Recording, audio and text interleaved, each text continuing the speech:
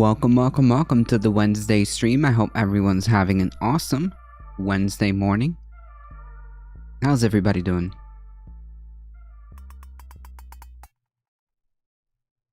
Alright, let me make sure we got everything going here.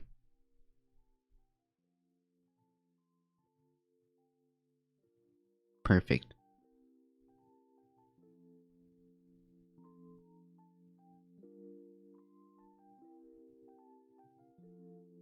We've got quite a bit of ground to cover.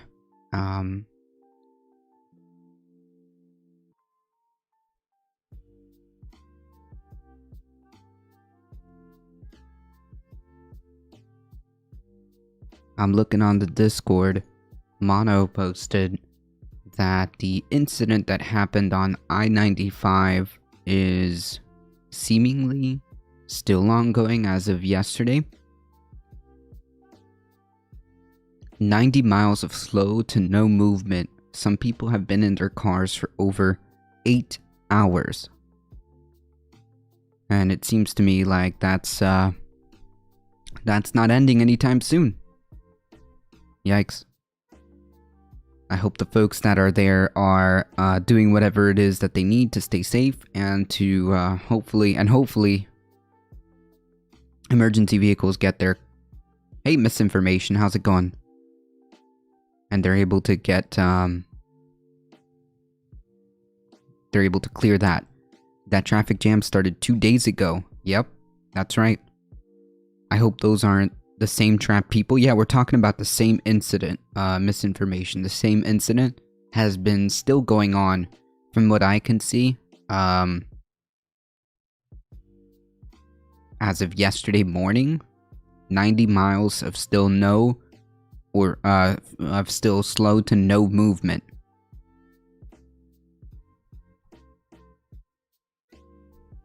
Absolutely wild. Also, I would like to take a quick second to thank Fern Blitz for the offline follow. Appreciate that. Thank you.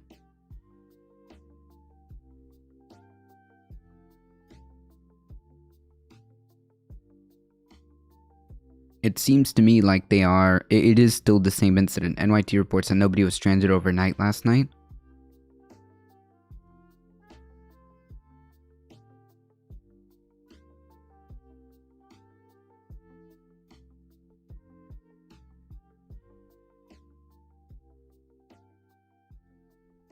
I have not seen, I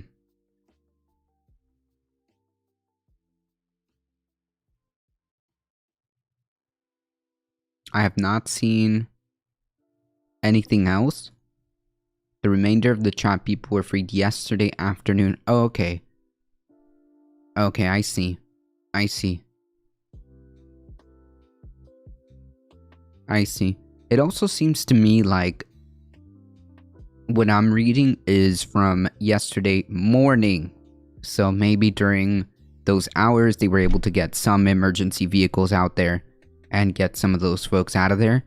But still, nonetheless,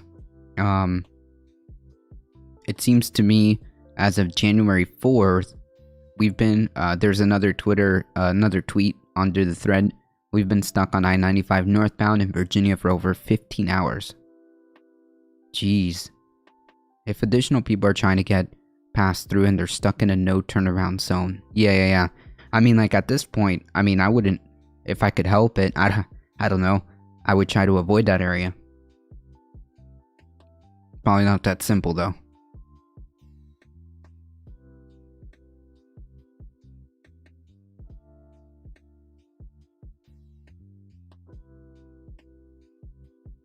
It's probably not that simple.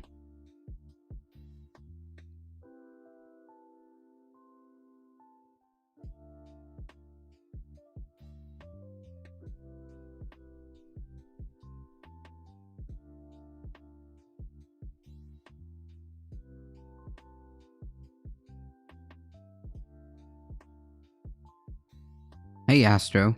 Appreciate that. Don't worry, I saw some of the stuff that you sent me. I pulled up a good one. I have the, green hydrogen article up. I think that's interesting. So, we'll get into this, of course, but the difference between blue hydrogen and green hydrogen, from what I understand,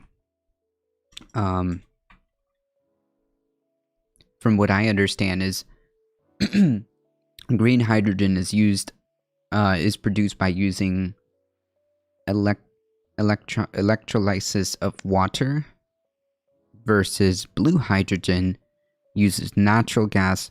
So from what I understand, you would want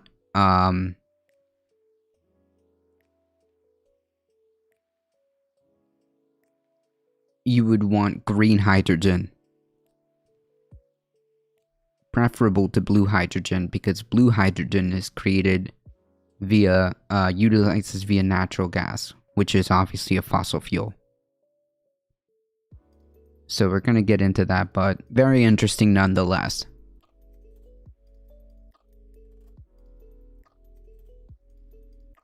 Very interesting nonetheless.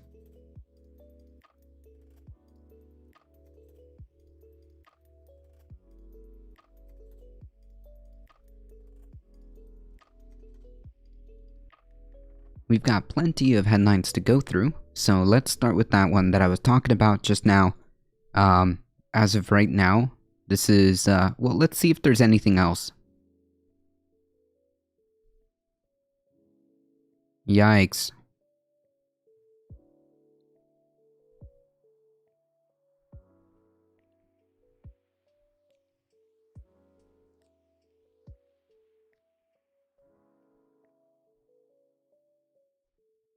Wow.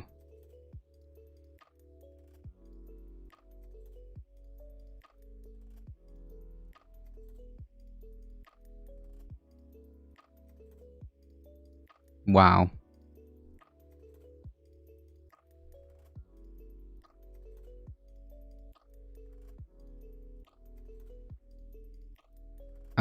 Just scrolling through the reporter who was stuck in this I-95 deal. I don't see any other updates, as of 4 hours ago. 5 hours ago.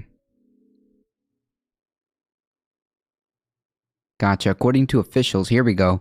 Here's a status update. According to officials, the closed section of I-95 in Virginia will reopen by Wednesday morning's rush hour. Today. So, yeah, that's, oof. Yikes. Yes, blue hydrogen has byproducts that are still producing waste products that have to be captured and dealt with. Yeah, which seems to me like too much, especially if they're using natural gas or fossil fuels to do it. I remember seeing a Beckett Sphere video describing the differences. I'm waiting for the meme stage of photography when people start adding Imperial Walkers to the shots. Yeah, you know things are bad when we start seeing the meme stage, right?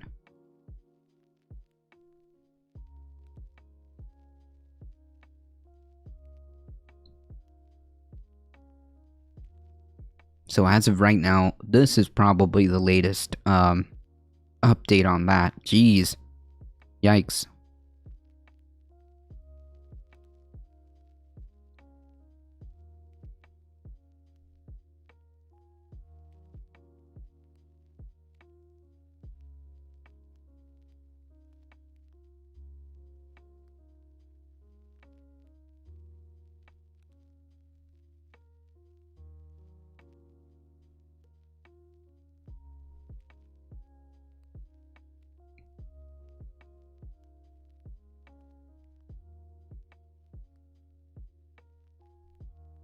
So last night, yesterday, well, first story time, I guess.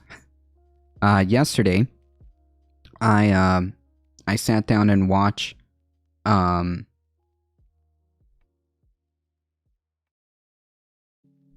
yesterday I sat down and watched Don't Look Up. I actually sat down and decided to, you know, watch it myself to get a feel for it, and wow. Is it more of a documentary than anything? Jesus Christ.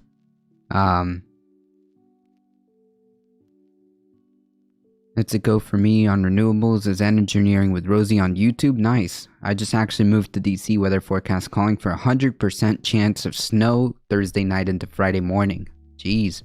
For anyone that cares, KFC's launching a plant-based chicken on Monday. What? Hey, that's pretty cool. How's it going, Renardus? That's pretty cool. That's actually pretty cool.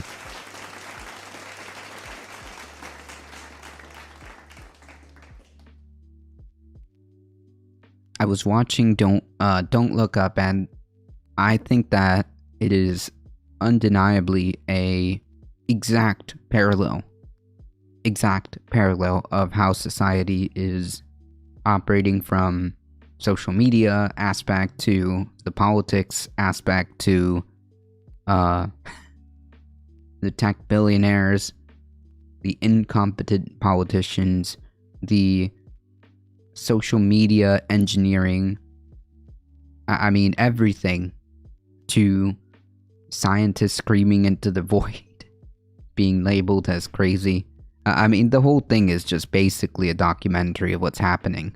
Is it worth watching? I think so. I think that the value, the message behind it is 100% correct. I think the messaging behind the movie is 100% correct, and I hope that people don't kind of take away, like, people don't use that as kind of like a pseudo cope mechanism.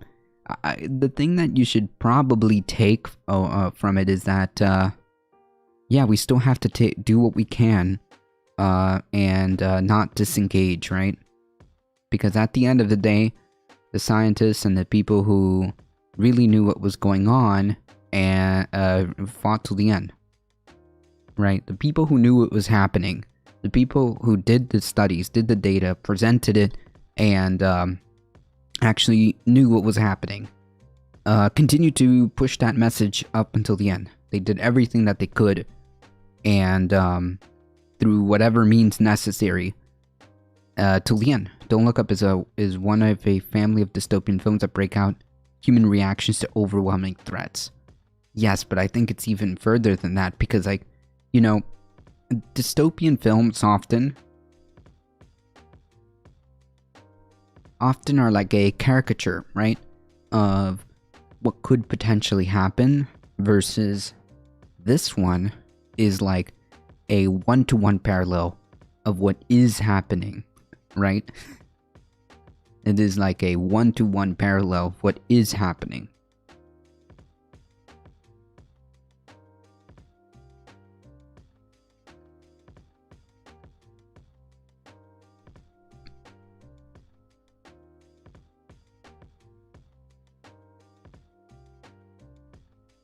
Like I said, it's more of a documentary than anything. It is a legitimate documentary of our society currently.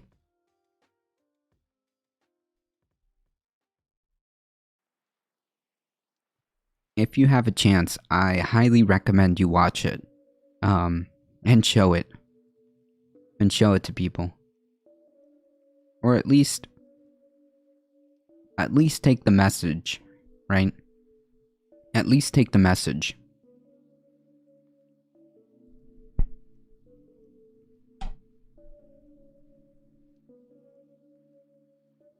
At least take the message from it.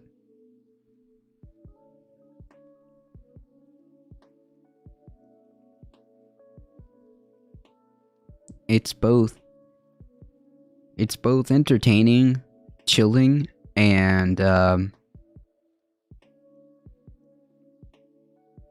infuriating all at the same time, because it's all true.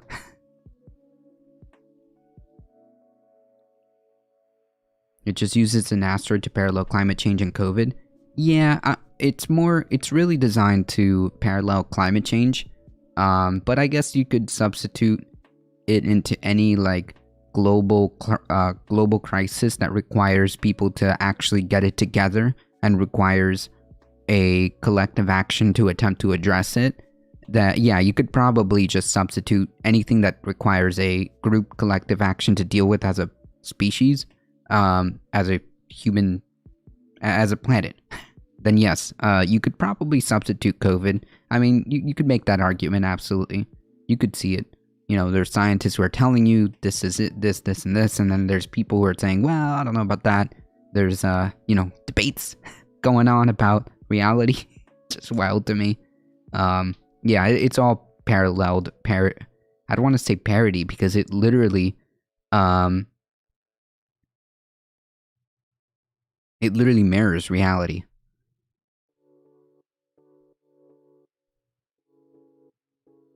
Your important election notice kind of sounds like an imported election. Uh-oh. Oh no. I've been outed.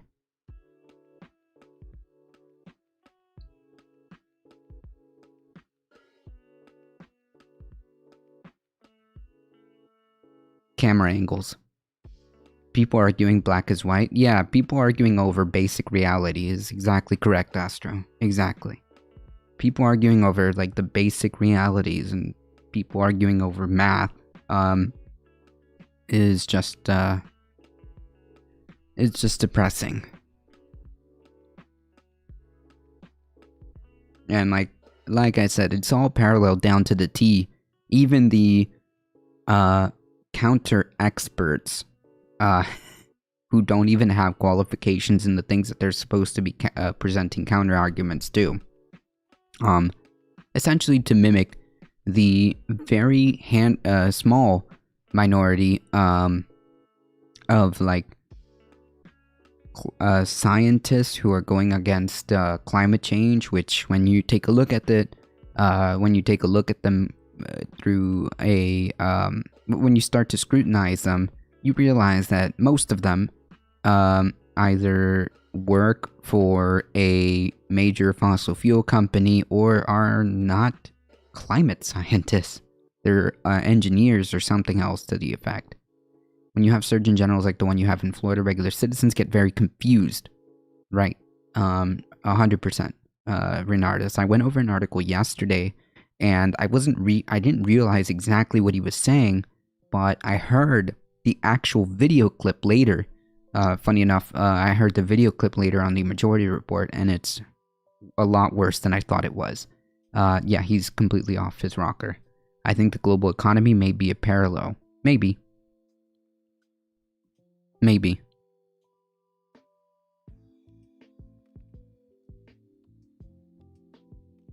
Maybe. Like, the global economy is all irrelevant.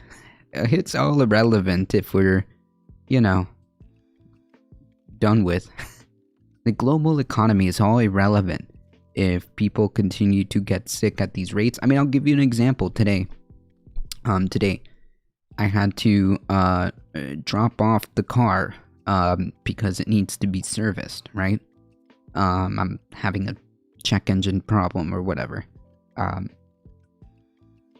And the person at the dealership shop thingy told me that they are experiencing a shortage.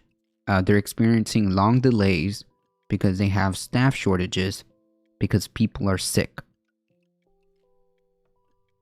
And they're unable to handle the influx of obviously work that normally would be fine, is now being delayed because people are sick. Because people are sick. And sure, you know, most of those folks are more than likely going to be fine. But the fact that we're getting so many sick people all at the same time in all the different sorts of industries, from the service industry to even your mechanics, all of these things are necessary, and all of a sudden, all these things are starting to fall apart. All those examples are going off the rails and no consensus exists to deal with it. Well, so, what I think you're trying to say is there's no consensus when in the leadership body to deal with it, if that's what you're talking about, right? Because like the scientific consensus exists in terms of like what the problems is and probably even solutions. We're more or less like moving in that direction, right? We're moving in a consensus of, hey, for example, for climate change, obviously one of the big things that we need to do is undeniably reduce emissions, eliminate emissions as fast as we possibly can in as many ways as we possibly can right now. That's one of the solutions that are pretty much in consensus with the majority of climate scientists. I mean, it's just pretty much a done deal. Another part of the solutions when it comes to climate change, are, well, moving and possibly moving into a more plant-based diet. Undeniably, that's part of the solution. Reorganizing our priorities when it comes to economics will have to be a part of the solution, and I think the majority of climate scientists are understanding that there is going to have to be an economic aspect of this. Actually, scientists and economists do not all agree. Well, good thing economists are not scientists.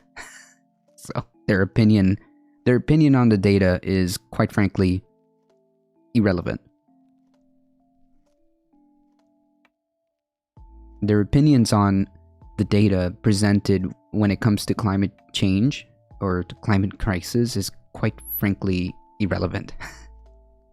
Unless they want to get out there and help when it comes to maybe assisting in reorganizing our priorities when it comes to economics and how we deal with this, then sure. But when it comes to the actual data, you are not a climate scientist, so excuse me, without being rude and with all due respect, that's just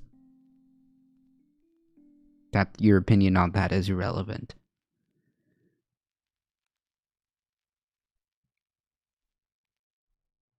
Now, if you want to take into consideration, and by economists, I'm going to assume that you mean the colloquial term of people who, the colloquial term of economists, right? Because economists come in all forms, shapes, and sizes, right?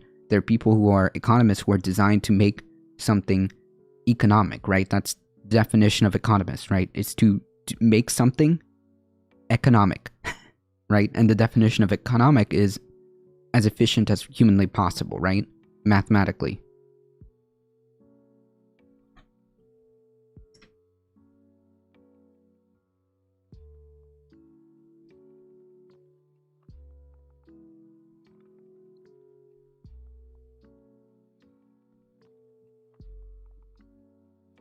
Because that's a whole other thing. I assume you mean like the colloquial term of like the folks that are into like the more business side. Money economics. Economics.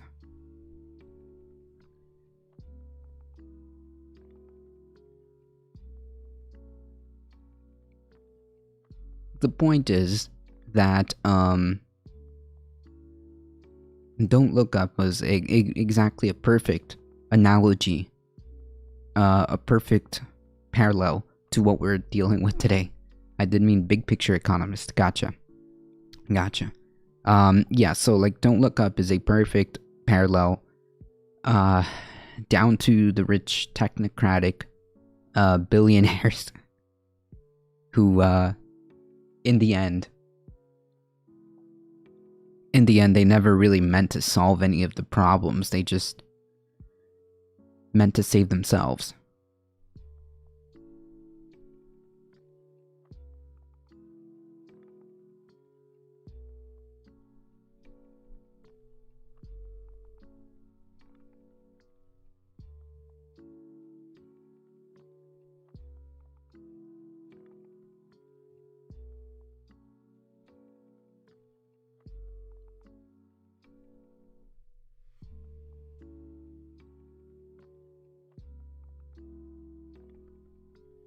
Alright, folks.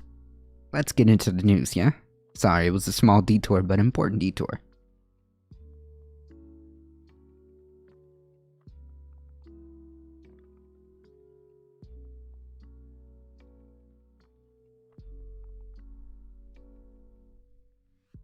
Hold on, folks. I need to fix this.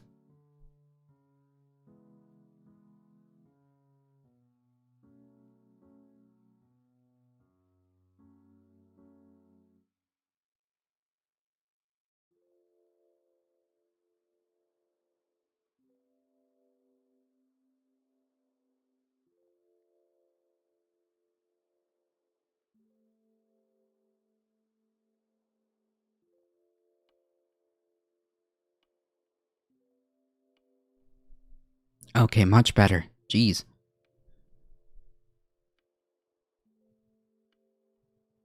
There we go.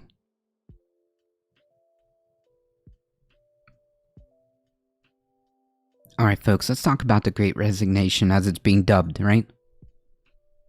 As it's being told. Or dubbed, I guess? The Great Resignation, number of people quitting jobs hits an all-time high in November as openings stayed near record.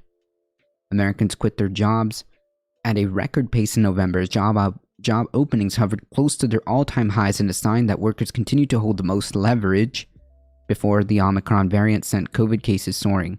The number of workers quitting jobs vaulted to 4.5 million from 4.2 million, above the prior record of 4.4 million reached in September. The Labor Department said Tuesday that means 3% of workers voluntarily left their positions, matching September's record high. Employers posted 10 million job openings, down from a near record 11 million from previous month, just below July's all-time high. Labor said in its job opening and labor turnover survey, openings have topped 10 million for 6 straight months. In other words, it turns out people still don't want to work crappy jobs for crappy wages. Turns out. Who would have thought? The decline was fueled by a drop of 261,000 openings in restaurants, hotels, even as vacancies in the industry have fallen from their July peak. Quitting and hirings have stayed strong, suggesting that some of the hiring difficulties might be easing, said Nick Bunker, director of research for Indeed, a leading job site. Still, since 6.9 million unemployed Americans in November, that means that there are 1.5 available jobs for each unemployed person, the most on record dating back 2 decades. The number of total hires jumped from 6.5 to 6.7 million, the highest level since July, and a possible signal that employers' struggles to find workers eased a bit as some Americans idled by COVID or its ripple effects returned to the workforce. A confluence of forces have left workers with most of the bargaining power, which I think is a long time coming, to be quite frank. And I hope that this gives us opportunities for more organization, for more unionization. And as we saw earlier, there was massive strike waves, which I believe some of them are even still ongoing. Massive strike waves. We have tens of thousands of workers. We have, I think, 2 Starbucks that have successfully unionized. It is possible that there may be another revote for the Alabama, Bessemer, Alabama Amazon warehouse, in which case that would be huge. So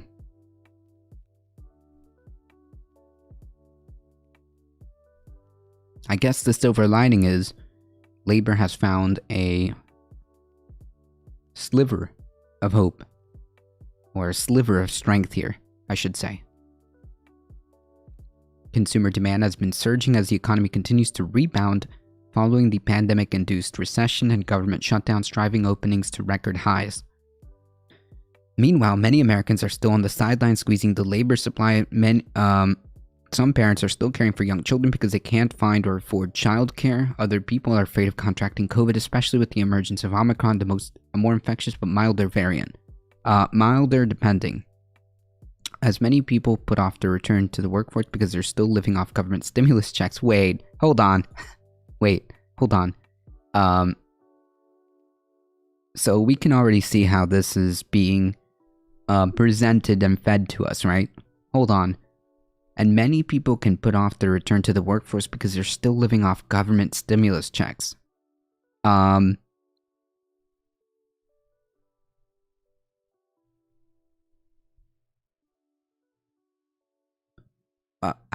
have one question. What stimulus checks? You mean the $2,400 that was given to us almost a year and a half ago?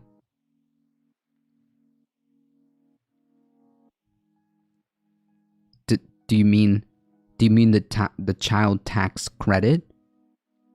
Meaning they have children, right? Meaning they have children to feed. What? Or generous unemployment benefits doled out earlier in the health crisis. The majority of unemployment benefits are not still being... the majority of unemployment benefits have been cut off for more than 6 months at this point. Well, about. Where do they live where the cost of living is that low? In Fantasyland, Pat Rat, this seems to me like not very honest. Not very honest. Doled out earlier in the health crisis, so people somehow have managed to continue to weigh the cost of living based on generous unemployment benefits that were barely minimum wage. And in some cases, they were supplemented for a brief moment, for a couple of months. They were supplemented somehow by pure magic. Those people have been able to stretch that out to what? 6 months? Amazing. Wow.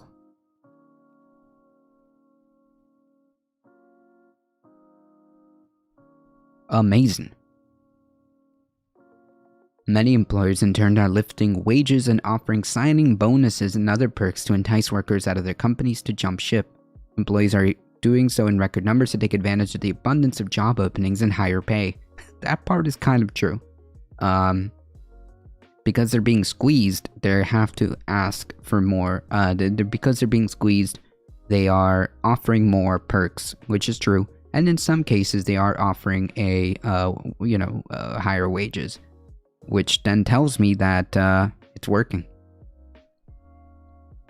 In November, job quitting leaped from 761,000 to the prior month to 920,000 in restaurants, hotels, and industry hit hardest by job loss and worker shortages during the health crisis.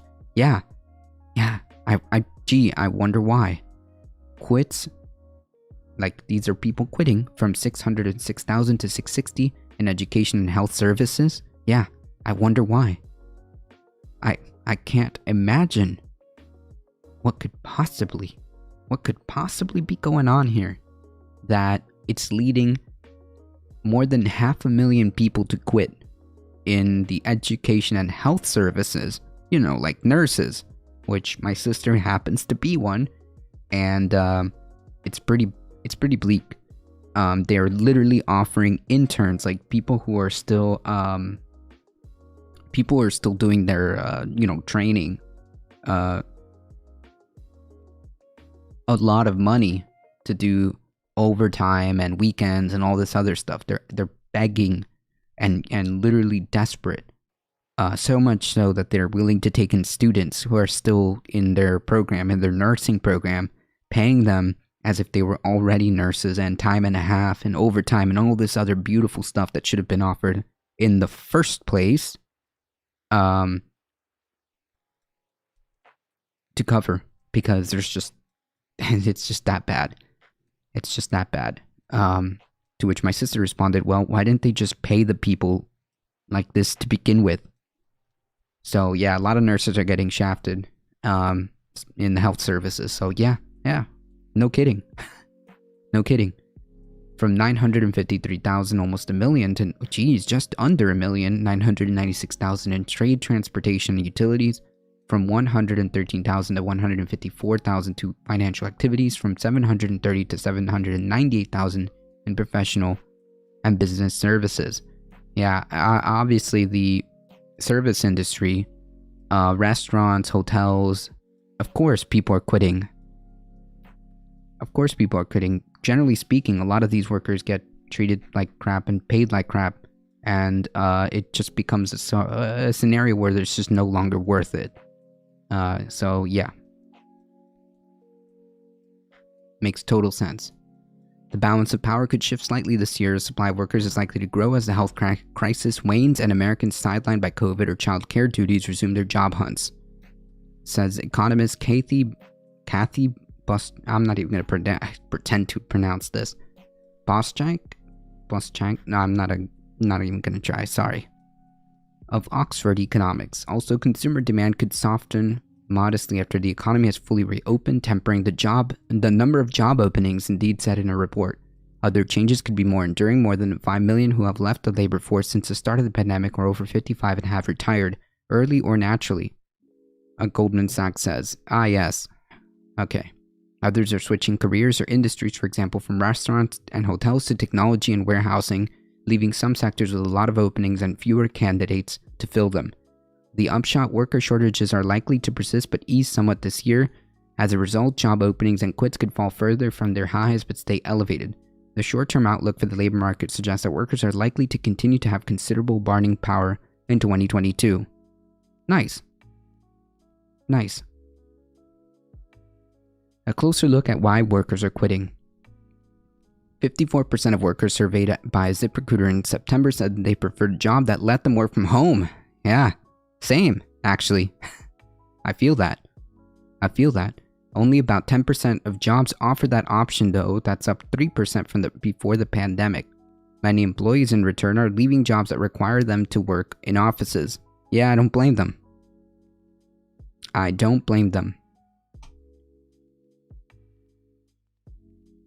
That could eventually prod more companies to allow remote work. Yeah, look at that.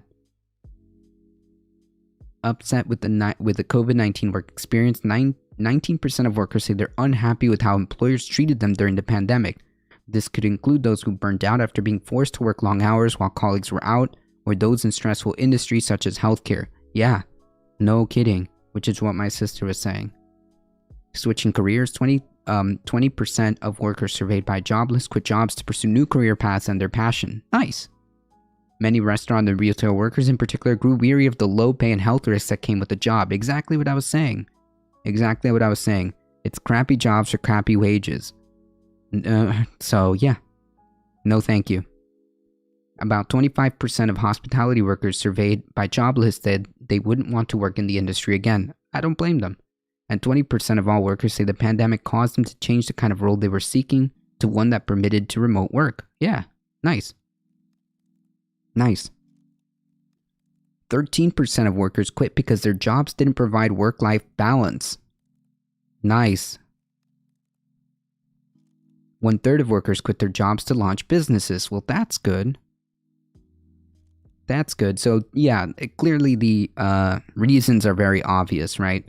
People are not having it when it comes to bad wages, being treated like shit. Especially if your work doesn't provide a good work-life balance, it might cause burnout and people just quit, especially now that they have a sense that they have a little bit more leverage now. Health risks are a big one as well. And the ability to work from home. Yeah, all of these are perfectly, they make perfect sense, which the TLDR of this, I hope, that people gather from this is, it does seem like labor is still having somewhat of bargaining power still. And I hope it continues, and I hope that, this kind of encourages more of this.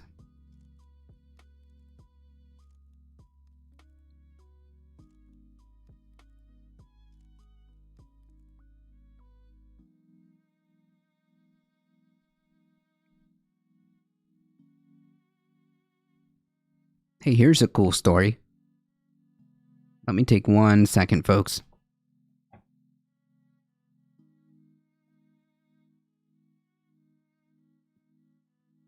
Alright, never mind.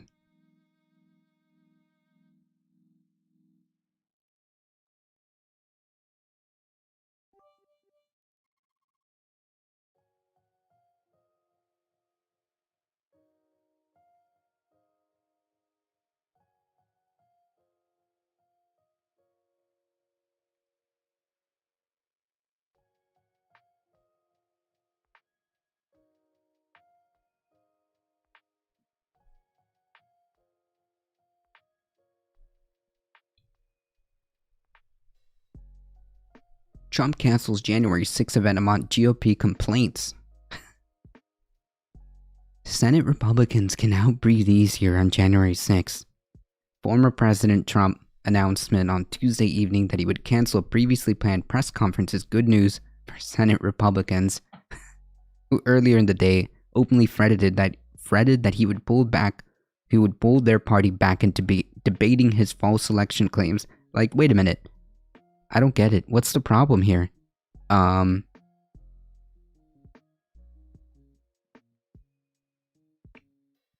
Grow a spine. Grow a spine. Either that or you're okay with it. Either that or you're okay with it. One of the two. HI bureaucrat. Right, that they supported.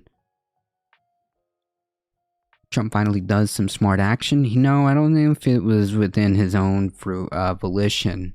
He was probably lobbied enough. They all begged on their knees for the dear leader to not do that.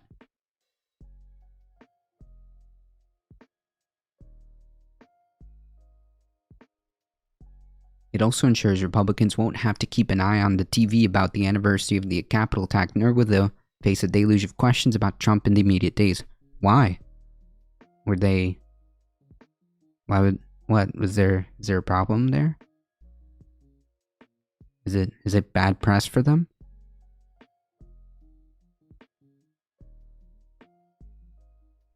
Republicans know Trump is toxic and spouting lies. Yeah, but they seem to not really do much about it.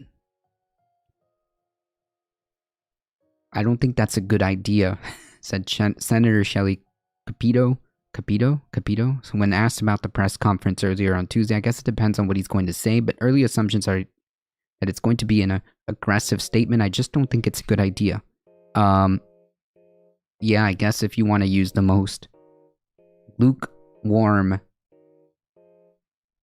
statements, yeah, I guess it would be uncharitable. Or I guess it is most charitable way of saying it, I guess.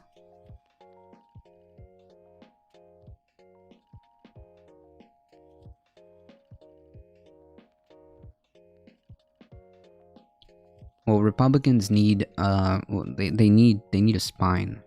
That's what they need.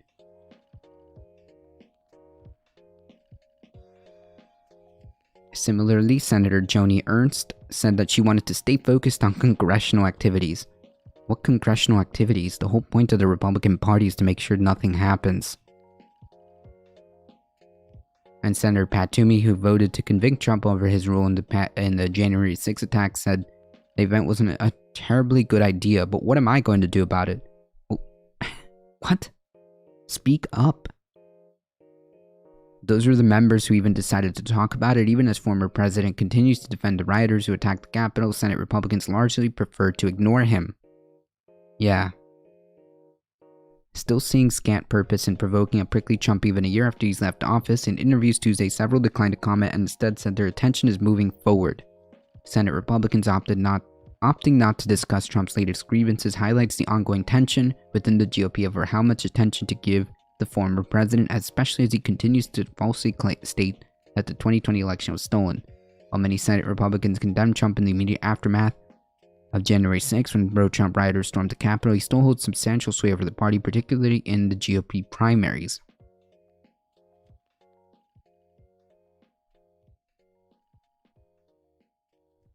Yeah. It's a free country and you're entitled to say whatever you want to say, subject to some limitations, but I think the country has moved on.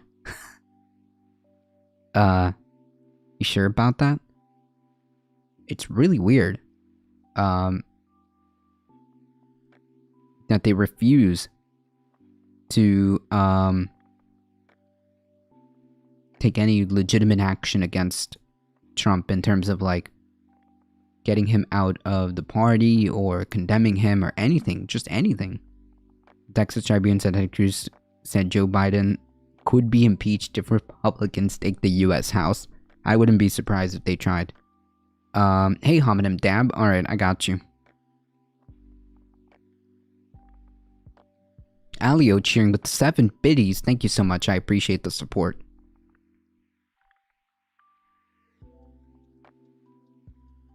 I think that where we ought to focus our efforts on is getting things done for the American people. Oh, really? That's news to me. So you're going to be working diligently to make sure that there are programs for the American people, like attempting to fix healthcare. You're going to do things like the child tax credit. You're going to focus on getting higher education on the board. Is that what you're going to focus on? And not relitigating issues that have already been decided. Yeah, okay. In addition to talking about the 2020 election, Trump was also expected to decry the House Select Committee's investigation into January 6th. In a statement announcing that he was canceling the rally, Trump blamed the committee for his decision, and that he would discuss many of those important topics at a rally in Arizona on January 15th. Oh, nice. He just moved it. Okay. Ted Cruz has said the reason would be the border. In light of total bias and dishonesty of the January 6th Unselect Committee of Democrats and 2 failed Republicans, a fake news meeting. I am canceling the January 6th press conference at Mar-a-Lago on Thursday. Wait. You know, this is something that's never made sense to me. If you continue to decry and fight with the media and call everything that you don't like fake news, why do you keep doing press conferences and showing up in media? While Senate Republicans appear to be dreading the press conference, House Republicans have taken a more friendly tack toward Trump, of course. On Fox News Monday, Laura Ingraham asked Representative Jim Olympic gold medalist, Olympic gold medalist for mental gymnastics, Jim Jordan, and Jim Banks said it was smart asked Representatives Jim Jordan and Jim Banks if it was smart for Trump to do a speech on January 6th. I welcome it. The President Trump has important things to say, and I'm looking forward to hearing what President Trump has to say. Most Senate Republicans voted to acquit Trump in the impeachment trial, centered in his role in the Capitol attacks, and most also voted to block a bipartisan January 6th commission from being established. House Democrats instead set up the select committee to probe the circumstances around the attack.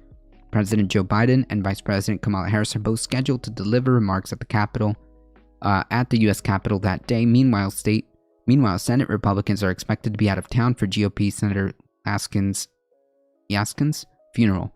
Few Senate Republicans see an upside in talking about Trump, the 2020 election, and his role in the January 6th attack. Yeah. I wonder why. Republicans see Trump as a huge boogeyman who frightens Dems. I don't know. How is it that right parties are able to mobilize so much support on basis of issues that are made up? It's Mexican immigrants taking your jobs. Well, the thing is, it's the fact that they're so capable of mobilizing their base and getting everybody in lockstep versus, in my opinion, versus the left has more broken factions to fight each other, right? There's less of that on the right. It's all pretty much in lockstep. And even those that don't agree on the right, they just stay silent. For many, ignoring him is often the path of least resistance. Senate Minority Leader Mitch McConnell has repeatedly declined to engage in questions about Trump, merely saying that he's focused on the future. Right, they just deflect. When asked about Trump's press conference, McConnell said it'll be interesting to see what he has to say. And Senator Roy Blunt, the number 4 GOP, said he hadn't given much thought to the press conference. He's going to do what he's going to do, and I think that most of us want to make sure that something like that never happens again. That's really interesting. So what did you do about it?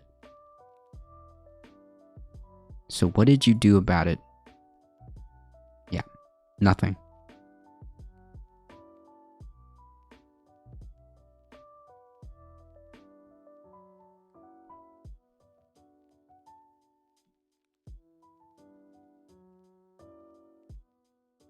That's what I thought. Imagine how bad life would be if Trump was still president. I'd certainly think that it would be worse in some cases. That's undeniably true. It would be worse.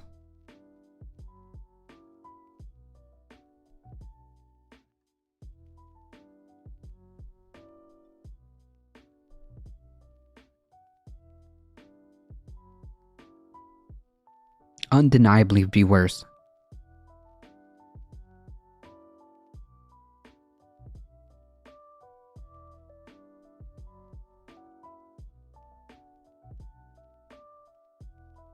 So definitely we will be paying attention to what happens here on January 15th, apparently.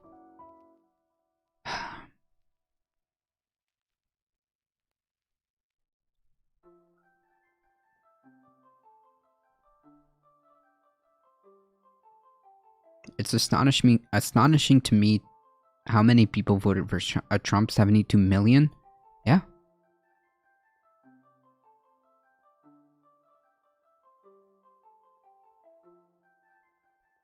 Yeah. 72 million to 81 million. That's not exactly a big, like, win, especially with the conditions on the board, right? That's not, it's not, it should have been a lot bigger. But, you know.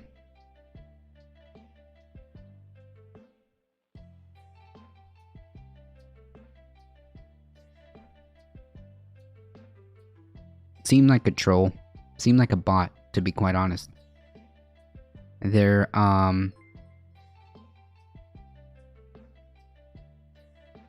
username is literally a long string of numbers.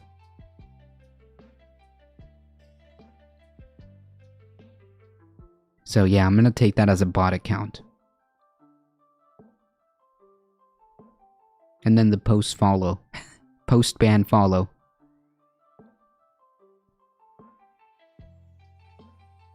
Biden needs to do more, needs more to help, but still better than Trump. Sure, that's one way of putting it, yeah.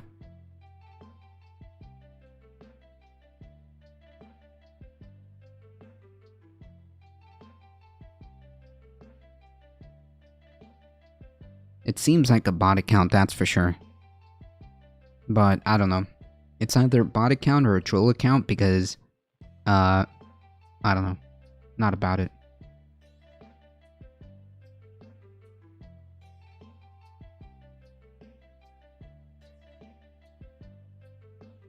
Republicans lose edge on generic congressional ballot.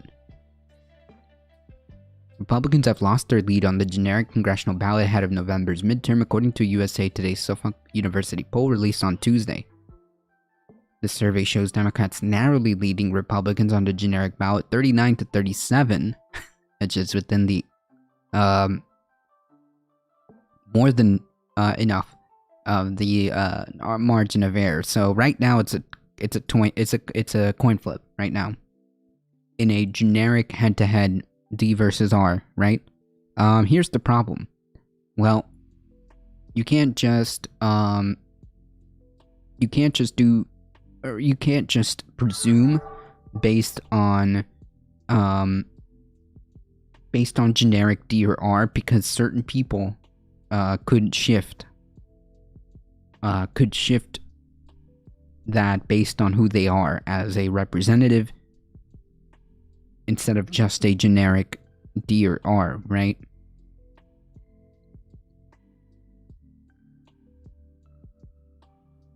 The survey shows Democrats narrowly leading Republicans on the generic ballot 39 to 37, marking a major shift from GOP's previous 8-point lead in a November USA Today Suffolk University poll. The Democrats' lead falls within the 3.1% margin of error. However, according to the latest poll's finding, Republicans are necessarily not hemorrhaging support to Democrats. Rather, more Republicans said they were undecided. Undecided voters ticked up 16% to 24% from November to January. Which, I mean, if any one of those, if a fraction of that even goes to Republicans, then it's kind of done, right? It's kind of done, right? So I don't know. That's a massive That's a massive block there. Y'all really need proportional representation in the US? Now that's a thought. I think there's loads of bot and troll accounts screwing around in US political outlets to divide Americans. I don't know. It's not out of the realm of possibility. I'm just not sure if every bot or every troll or every account is like that, but who knows. The poll also showed dismal approval ratings for President Biden, a bad sign for down-ballot Democrats going into this year. Biden's approval rating only increased 2 points from 38 to 40% between November and January. Additionally, 62% of respondents says he isn't a strong leader. I don't know what strong leader means. The findings come as the midterm campaign season starts to kick off in earnest with the new year. Republicans have the historical advantage, given that the minority party usually gains seats in the midterms during a sitting president's first term. On top of that, the numerous other polls show Republicans leading. Yeah. So do not underestimate this. Do not underestimate this. This means that things aren't looking good, is what this is telling me. Last week, Nonpartisan Cook Political Report released ratings showing House Republicans with a clear advantage in the battle for the lower chamber. Ratings show Democrats defending 8 toss-up districts across 7 states. Republicans, on the other hand, are defending 6 toss-up seats in 4 states at this point. The USA Today Suffolk poll was conducted December 27 to 30 among 1,000 registered voters. The margin of error is plus or minus 3.1 percentage points. Yeah, so this is just not good. Not good news. Not good news at all. Morning, Napoleon. How's it going?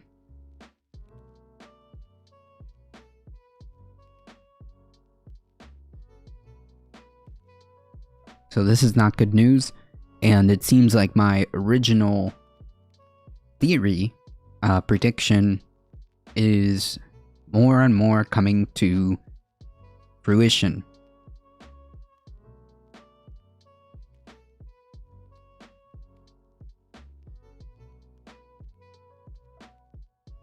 So in the 2000 presidential election, the Green Party actually pulled 4 million votes, which if you guys had proportional representation, could have gotten them about 4 seats. If that's not good, but it would have been a start. Right, you're assuming that we had like a slightly more democratic system. But yeah, that'd be a great idea. Back in 2000, where would we be in 2022? Maybe we'd have a couple dozen seats. Who knows?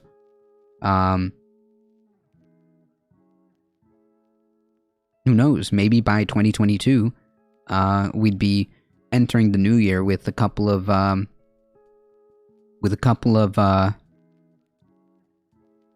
dozen seats by then. As well as can be expected, I'm in day 5 of quarantine until I become not symptomatic. Jeez, Napoleon, I hope you're doing all right. Drink lots of liquid. Hang tight. Please keep strong and positive. Well, I mean, there's no other choice, right? Biden probably should be a one-term, but the NC and RNC really makes the decisions. Yes, but Biden himself can say, I'm only a one-term president, which, to be quite frank, is the correct mood.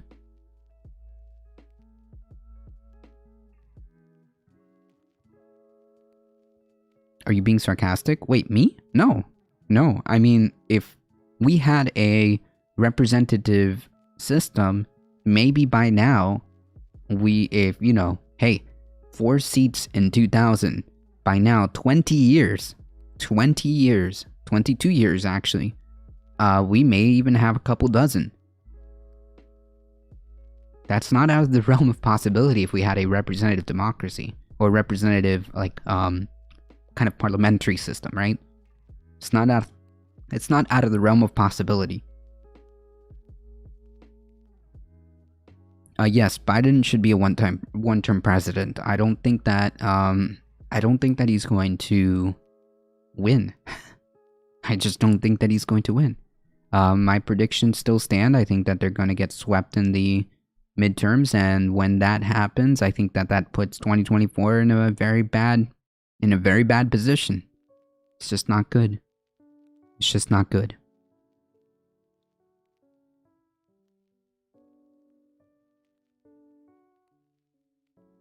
proportionally, the Dems should have 57 seats in the Senate.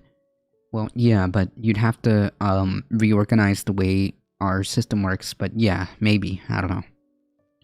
Realistically, it should just be all one giant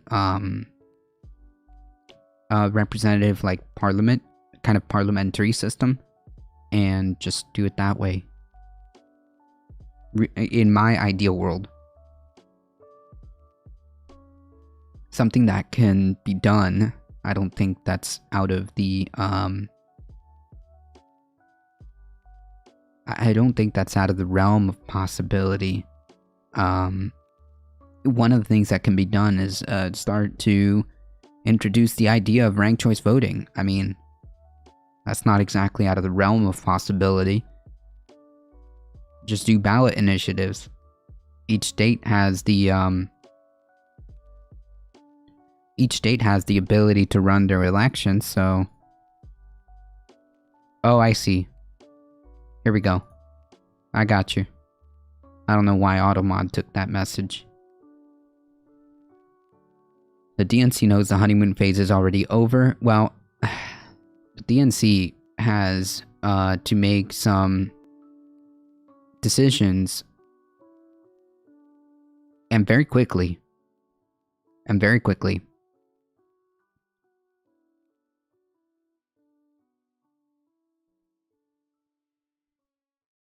The president's candidate done,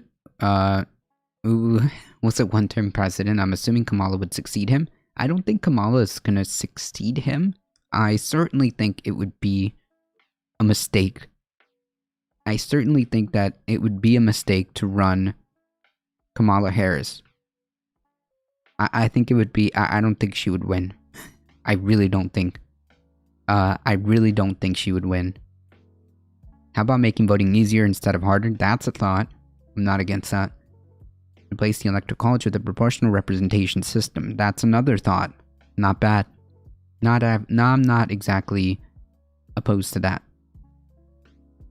It was Twitch censorship of leftist messages. True. True. Very true. We only engage in censorship in this channel.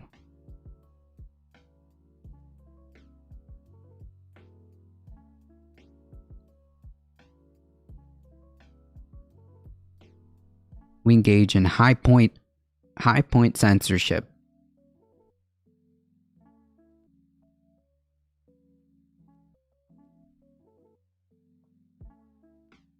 While the US is fighting the MAGA and the GOP? Well, yeah, we are. The problem is, we're also contending with, quite frankly, to be charitable, we're also contending with incompetent Democratic Party decisions, and that's not good. That's not a good position to be in. We can't be fighting, as you say, MAGA and the GOP, which I think they're one and the same, to be quite frank. They're the same, literally, in my head. MAGA is the GOP. MAGA is the GOP. And we can't be fighting them and incompetent decisions.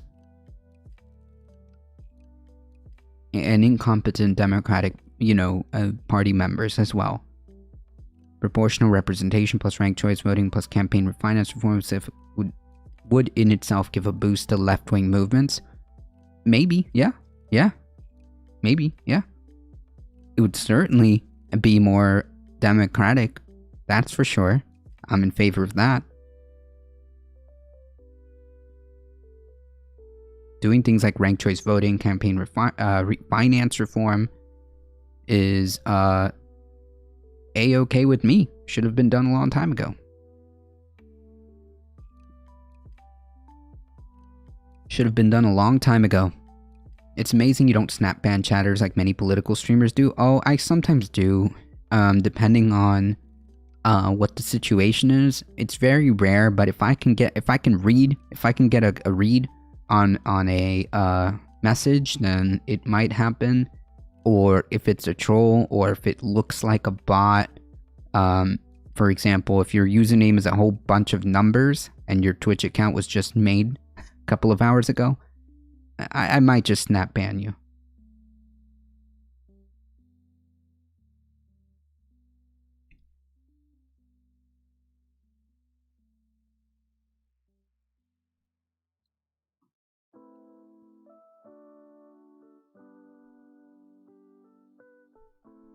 Yeah, I'm not opposed to the idea of ranked choice voting and campaign finance reform and just overall making this a more democratic system, right? Wherever we can expand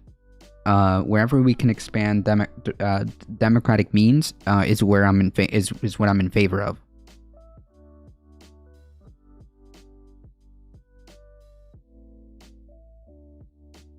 Think about it. If corporate finance was abolished, then the most popular politicians would be the politicians who could do public fundraising, and left-wingers do that very well. Yes, but so do populist right-wingers. Yes, but so do populist right. Quotation marks inserted.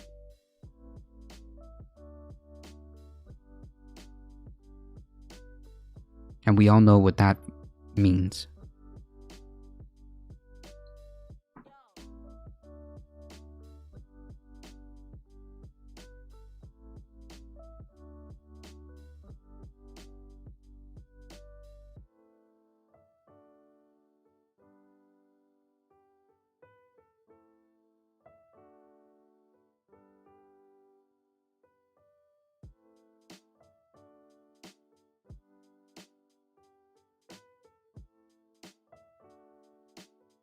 Folks, give me one moment. I need to feed the cat, okay? I need to feed the cat, so... Oh, never mind. Never mind. Also, those policies would forcefully pull Democrats leftward. Maybe. Yeah, that's a possibility.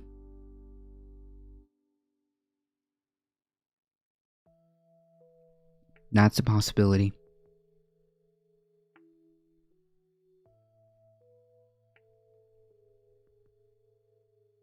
Anyways, the TLDR of this,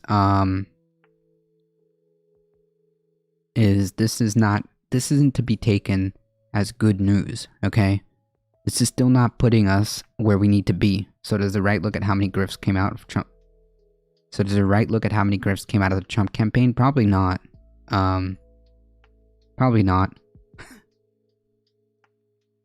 This isn't good news, is what I'm trying to say. Take it with a grain of salt.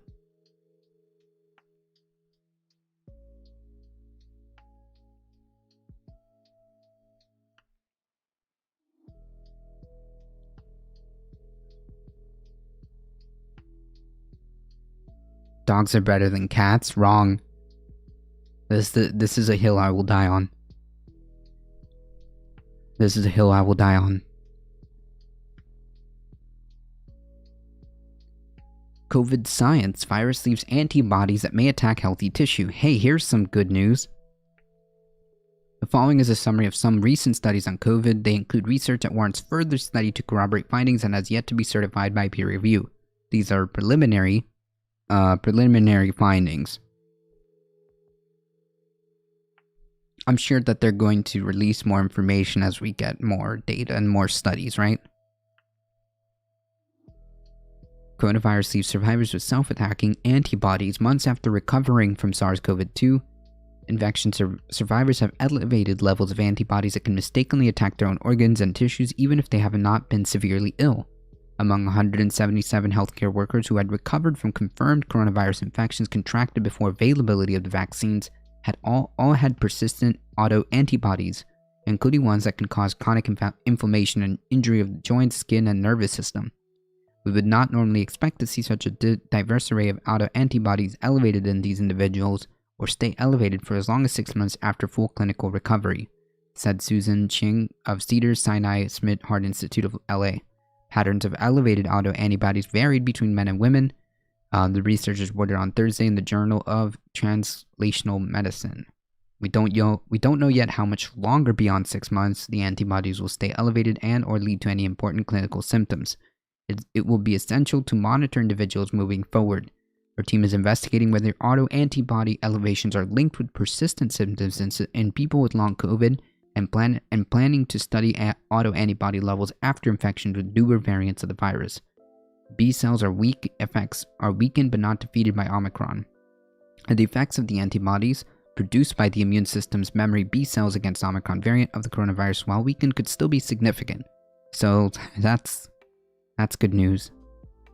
Once the body learns to recognize SARS-CoV-2 either after infection or vaccination, B cells generate fresh antibodies against the virus if there are not already enough antibodies circulating in the blood that can neutralize it. And a study reported on bioRxiv ahead of bioRx, I guess that means 4.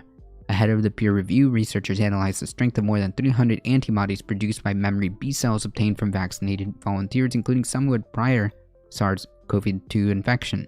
Omicron seems to evade a very large share of the memory B cell's pool, adding that it still seems to be significantly recognized by 30% of total antibodies and close 10% of all potent neutralizing antibodies, said Mathieu Mahivas and Pascal Chabert of University of Paris, and a joint email. Memory B cells' robust ability to proliferate and produce antibodies might compensate in less than 2 days for those antibodies' reduced effectiveness, they speculate. So that's good. Wrong, more like right? Nah. To be fair,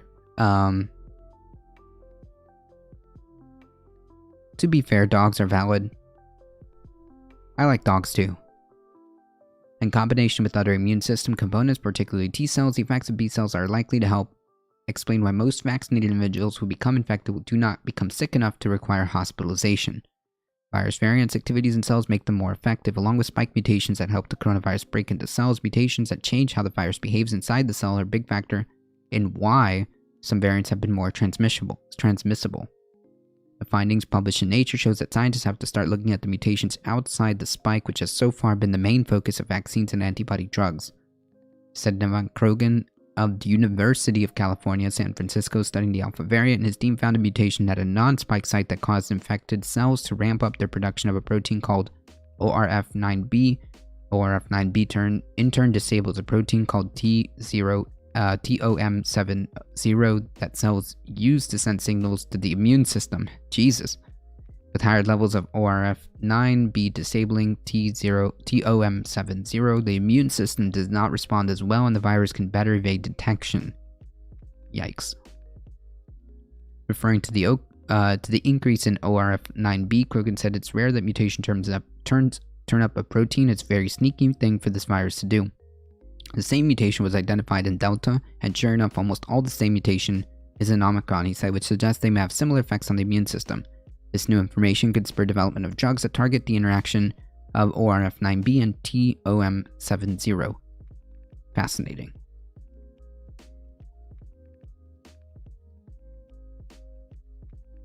Paris? I don't know, I gotta get Mr. Geek in here to pronounce it properly. Either way, interesting new preliminary studies that are coming out, so more to come, I assume. More to come.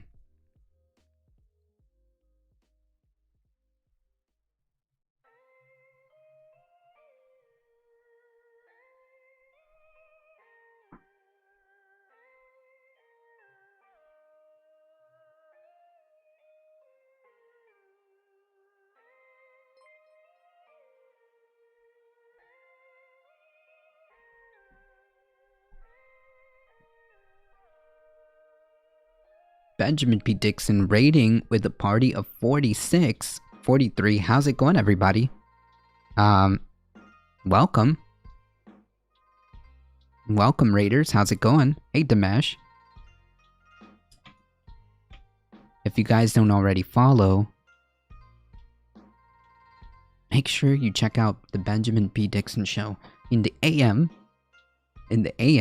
Make sure you show some support to the Benjamin P. Dixon Show. Thank you so much. We're being raided. Prepare up a defense. That's right. Prepare up a defense of welcoming, awesome, warm vibes. That's the defense that we're gonna set up here. Okay? So man your post, chatters. Man your post. prepare to give a warm welcome to everybody hanging out here. Thank you so much for the raid. Thank you so much. I appreciate it. Yes, Samurai the kind dragon. Do that. Do the thing and do the thing with the other thing. Right? Yeah. Do the thing. Hey, Felicity, how's it going? COVID, you're done. I have the vaccine. COVID, you haven't seen my final form. It's too late. That's true. That's true. Just when you think, right? Ben, I missed hanging out in his backyard. Hey, Andy from Ohio, how's it going? The best kind of name. Alright, homonym? Make sure you follow Benjamin P. Dixon, right? Howdy, howdy. Howdy, everybody. If you guys don't know who we are and this is your first time here, make sure you hit that follow button, join us on the YouTubes, and hit the subscribe button. It takes 5 seconds. We are A Difficult Truth. We do news and politics Monday through Thursday, 9 a.m. Eastern Time, and we do Saturday Catadays around noon Eastern Time with the co-host. So make sure you join us there. Make sure you join the Discord as well to keep up with any updates in the channel. Appreciate that. Appreciate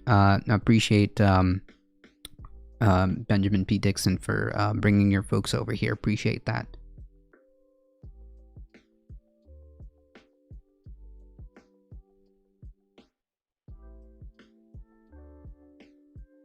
Facing criticism, CDC updates COVID isolation recommendations with guidance on testing. I don't know, like, this should just be driven by whatever the facts point to, right? Ideally, it shouldn't be driven by anything else but the plurality of data. And it just seems very weird when you have articles coming out like major airline companies lobbying the CDC to lower days of isolation or lower the quarantine periods, and then it happens.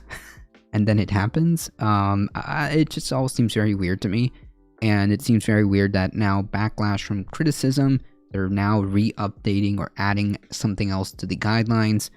It just should be very simple, straightforward, and driven by the consensus or plurality of data. That's it. Samline the Kind Dragon gifting a tier 1 sub to Holy Beer Dragon. Thank you so much. Welcome. Hey, there's a couple of the Dragon Squad here.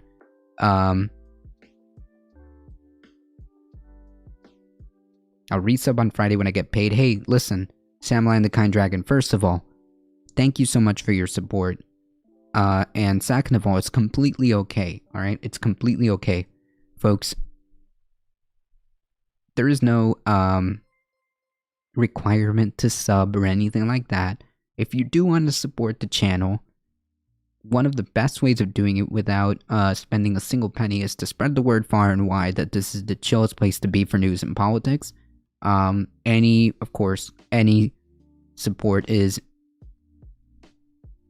deeply appreciated, and I thank each and every one of you every time it happens. It just blows my mind, the amount of support that you guys have given. So absolutely, Samline the Kind Dragon, do not worry. You've already supported the channel so much, and I appreciate all the gifted subs or resubs, anything that you that you have done. I appreciate that. I'm pretty sure you showed up on a list that said, "Hey, do you even debate, bro?" Hence, you are the chillest place on Twitch. Hey, I appreciate that. I can't believe that was even on a list. Daniel the Fragile, thank you so much for the follow. I appreciate that. That's why we rely on them. They aren't economists. That's true, as we hearken. But we're having a scenario where the CDC is being pushed and pulled when it shouldn't be. It should just follow whatever consensus of data. That's it. That's it. I'm pretty sure you showed up on a list that said, "Hey, do you even debate, bro?" That's hilarious. That's hilarious. If you remember where that list was or who, that would be funny. It is difficult for people to get paid enough as it is. Maybe when we get that thick, creamy UBI, you can spend some of that on ADT. True. Apparently, according to the previous article, that we were talking about, labor, about labor and the labor market, apparently there is a magical and fantastical group of workers that are still living off the government benefits somehow by pure will of magic. There are people still receiving apparently enough unemployment, apparently enough child tax credit money to just live off the government, which to me doesn't add up. But you know, we're proud that all our friends weren't on the debate pros side. That's funny. That's funny because, like, deep down I am I'm a closet debate bro, because I just can't help myself when I see just bad arguments or bad logic. But I just don't want to participate in this type of sphere. I just don't want to participate. It just doesn't feel right.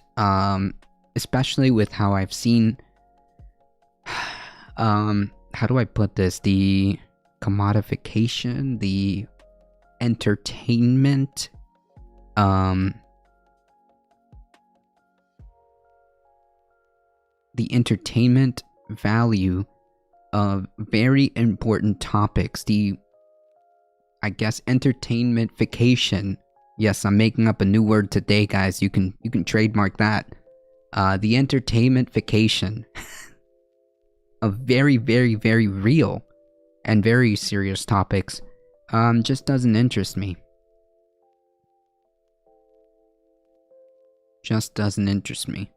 Of course, the counter-argument then becomes, well, the entertainment value is what brings people to the show, and then by default listen to very important points being made, I guess. But to me, in my opinion, I don't know, it just feels like we're traveling into what could potentially be something really good, and a really good idea, and we've just kind of thrown it into the toxic pool, right?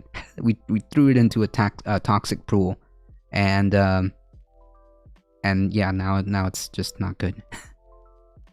Not good. I can attest to the fact that it's very difficult to come out as a debate bro. Yeah, because then people come out and like try to debate you all the time. Look, I'm not here for it, alright? Sometimes I'll get into it on my days off. Sometimes I'll get into it in chat rooms. But generally speaking, this is a place to chill. Let's have some good vibes and try to get through very important news topics.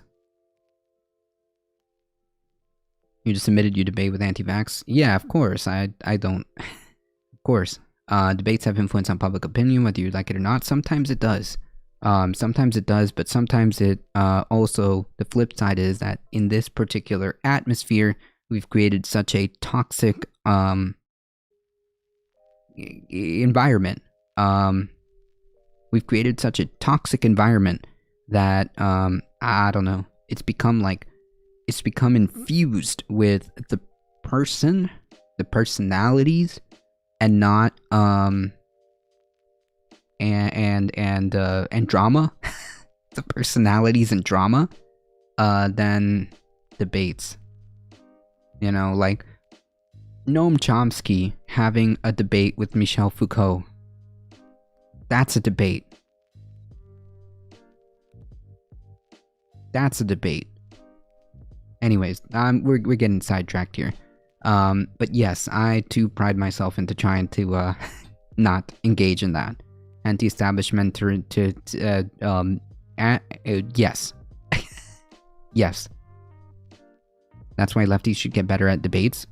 I don't know. I think that we, generally speaking, depending on who you speak with, we're okay with we're okay with the way we formulate our ideas. I think that a lot of people have coherent ideas. I think that the problem is the how, right?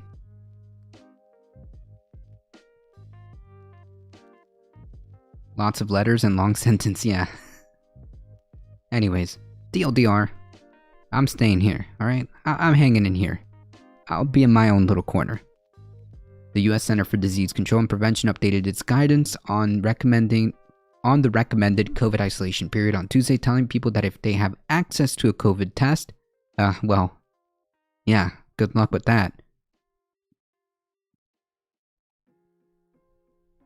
Good luck with that. And you want to take it, the best approach is to use a rapid test towards the end of their 5-day isolation period. Their agency has faced pressure over the past week from outside medical experts to include a testing component in its new shortened isolation period.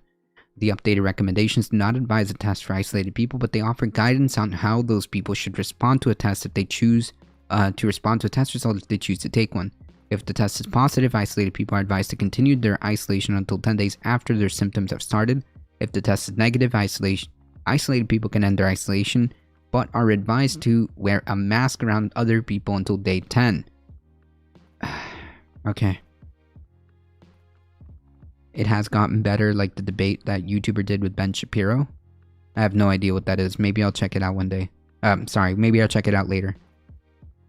The recommendations advise people who are isolating to avoid places where they can't wear masks, such as restaurants, gyms, to avoid eating around others until day 10. So that's the updated guidelines. Okay. That's not much of a difference. So I guess what they're trying to say is, so when you're in isolation about day 5, if you test negative, then you can leave isolation as long as you're wearing a mask around other people until day 10. If you're not seeing any symptoms and you test negative, it just doesn't make any sense to me. It just doesn't make any sense. Doesn't make any sense at all. This flashlight can burn through anything. And it's confusing, or may cause people to think that maybe they can leave isolation when they're not supposed to.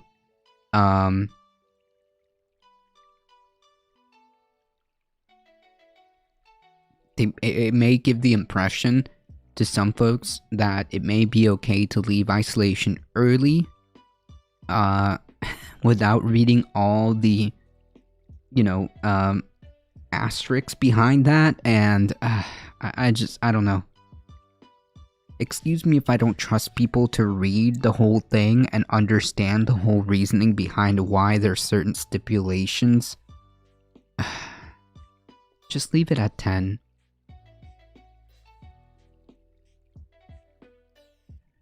What debate I like to watch them, I don't want to be involved in them. Yeah, there we go. There we go. That's probably a better way of putting it, Samline. Double mask with N95 is good with Omicron. Element of the global shift to renewable energy storage is a fundamental element of the global shift to renewable energy storage. Alright, we're gonna take a second here.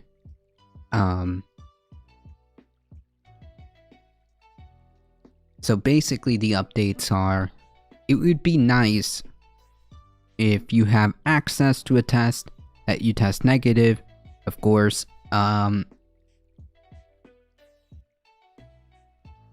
being said, if you do happen to test negative at day 5, and you're not really showing any symptoms or anything like that, then,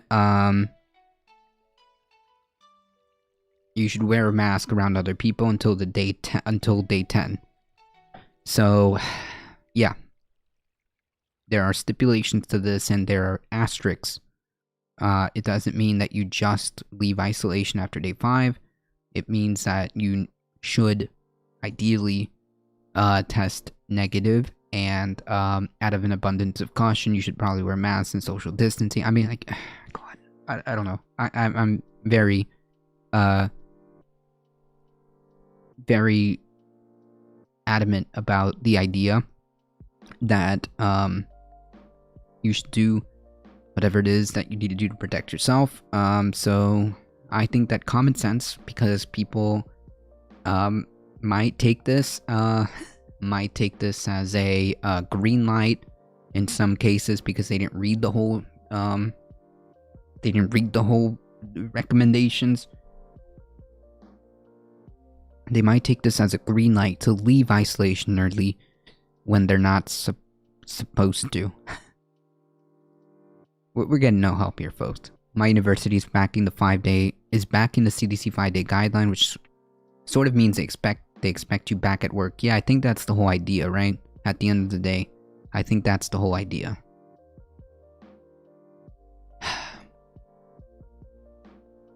At the end of the day, I think that's the whole idea.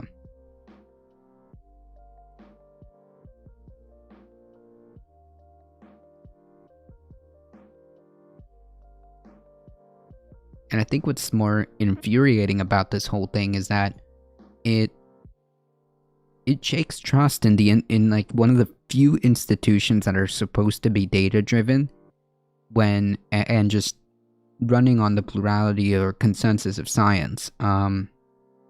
When you have articles saying that, airlines are asking for the CDC to cut isolation periods, and then it happens, whether or not that's causation, correlation kind of deal, it looks really bad. It looks really bad. It looks really bad. It looks really bad.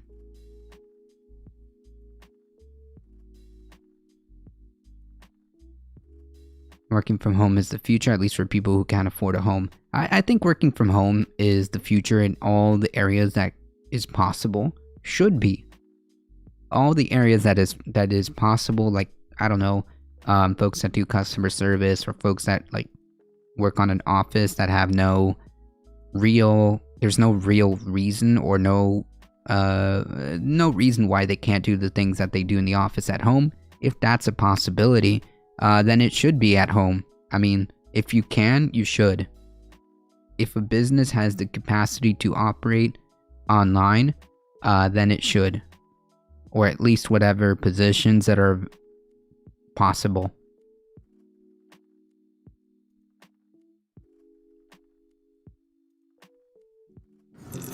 Energy storage is a fundamental element of the global shift to renewable energy sources. Ogwin's air battery unlocks the potential of energy storage at scale. This patented technology uses only water and air to store energy at high capacity for a long duration in a safe, cost-effective manner. A true revolution for the energy marketplace. Let's take a look at how it works. These are our batteries. Large tanks made of unique polymers which reduce production and maintenance costs drastically. These proprietary tanks are installed underground through a simple process that takes just a few days. The energy from an external energy source, whether directly from the grid or renewable energy, is used to power water pumps, one of the most energetically efficient tools ever created. The water flows into compression tanks, compressing the air at high pressure in a fully isothermal process. The isothermal balance is achieved thanks to two things. First, the massive amount of water functions as a huge cooling unit. Second, the air is compressed slowly, so the air molecules don't move as rapidly as they do in common air compression methods. No heat is generated, and no energy is lost. The compressed air can be delivered to as many tanks as we want, and they serve as our energy storage units. When energy is in demand, the compressed air is used to push water, the same water that is used for the air compression, through a hydroelectric turbine. Again, a very efficient tool, and electricity is regenerated. This technology reaches up to 81% of energy round-trip efficiency. While today, most common energy storage solutions rely on lithium batteries, which have a significant environmental impact and many techno-economical limitations, air battery can run endless cycles for decades with no degradation at minimum expense. It's completely eco-friendly and can be implemented under functional areas with minimal environmental footprint. It's modular, scalable, and quickly installed, enabling long-duration storage simply by adding more air tanks. This is a whole new era for renewable energy. Air battery. Energy storage reinvented. Well, there's a concept. There are nano cars in India that run on compressed air. What? That's pretty cool. Reports of surgeon-operated machines. What? That's pretty cool, though. Thank you, Astro. Speaking of which, it's much cheaper to produce green hydrogen from waste than renewables. California's startup can convert rubbish that would otherwise go to landfills into pure hydrogen while offering a carbon-negative solution, writes Leah Collins. While the renewables and fossil fuel industries have been battling to win the argument over how clean hydrogen required for the energy transition should be produced, a third option is now competing for the limelight and offering a carbon-negative solution, hydrogen from waste. That's an interesting concept. California startup Waste2H can take municipal solid waste, the rubbish thrown away by homes and businesses, as well as plastics and hazardous waste, medical waste, and convert them into hydrogen at a far cheaper cost than green H2 produced from renewables via electrolysis. The cost is very much dependent on what kind of feedstock we have, but typically we're now comfortable at $5 per kilogram, said Chief Executive John Lewis. Kindler tells Recharge. And we can go down to about half of that, let's say $3 a kilogram within 5 years. By comparison, the cost of green hydrogen from wind or solar costs about 11 to 16 per kilogram today, according to Hydrogen Europe, although it adds that this cost could halve by 2023 and 2025. No, we need to dig up and burn rocks. We can supply renewable hydrogen just like solar and wind-powered electrolyzed hydrogen, but without using a vast space that solar panels require. Plus, our technology solves another issue, which is the water crisis. Part of the reason why the cost of Waste2H hydrogen is relatively low is that the raw materials are cost-negative. Municipalities pay companies so-called tipping fees to take away their waste. We're expecting tipping fees about $70 per ton. We see situations in California where municipalities have to pay well over $100 per ton of their waste to have it processed. I saw a French company that had been fined because they were sending plastic waste from France all the way to Malaysia. Jesus.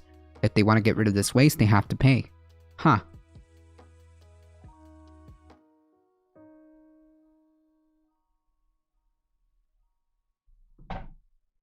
I almost flipped over a water cup. Yikes.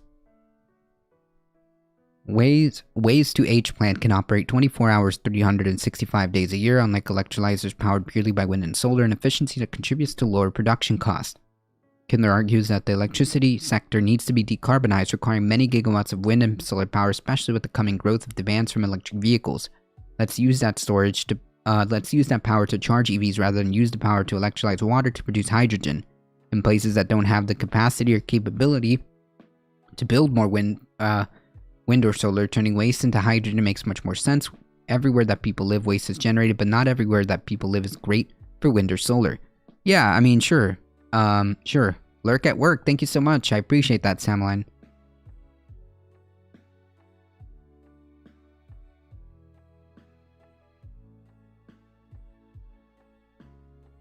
Kindler believes that the waste can one day provide a third of the world's clean hydrogen needs.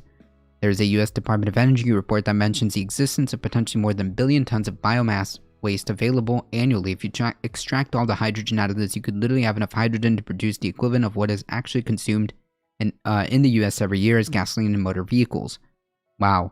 Another reason to convert municipal solid waste, which contains more than 50% biomass, into hydrogen is that landfill waste is a major source of methane, a greenhouse gas that is 84 times more harmful to the climate than CO2 over a 20-year period. Utilizing this waste biomass means that the methane would not be released into the atmosphere. That's a good point. Furthermore, Kindler says that our goal is to produce hydrogen from waste and capture and store the carbon, which makes the process carbon negative. Wait a minute. Hold on. Am I stepping myself into this? Wait. Huh.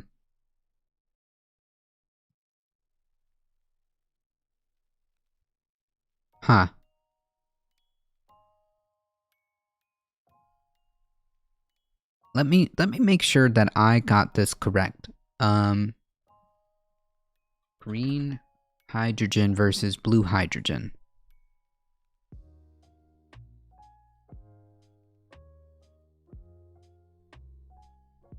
Okay, so they're saying that it's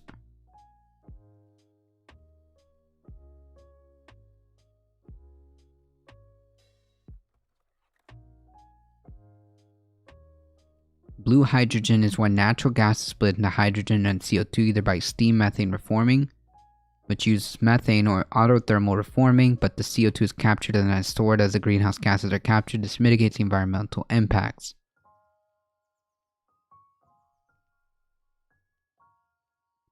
Okay, so one is used with natural gas and one is used with water.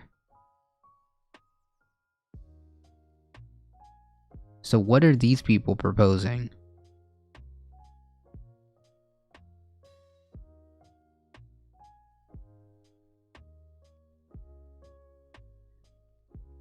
(2022) now 8 years we're still completely after. Are we going to be able to do it? Find out on the next capitalist dystopia. Balls D.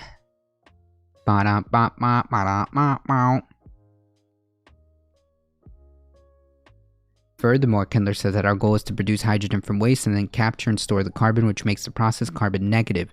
Waste2H has been approaching partners that to have carbon sequestration, or at the very minimum have carbon use solutions on site where systems are installed. How the technology works. Waste2H, a joint venture between US-based Clean Energy Enterprises and Tokyo-based Japan Blue Energy Corporation, uses technology that has been developed over 20 years by JBEC. The waste feedstock, which inert materials such as metal, glass have been removed, is the first process to reduce the waste to particles between 0.5 and 3 centimeters.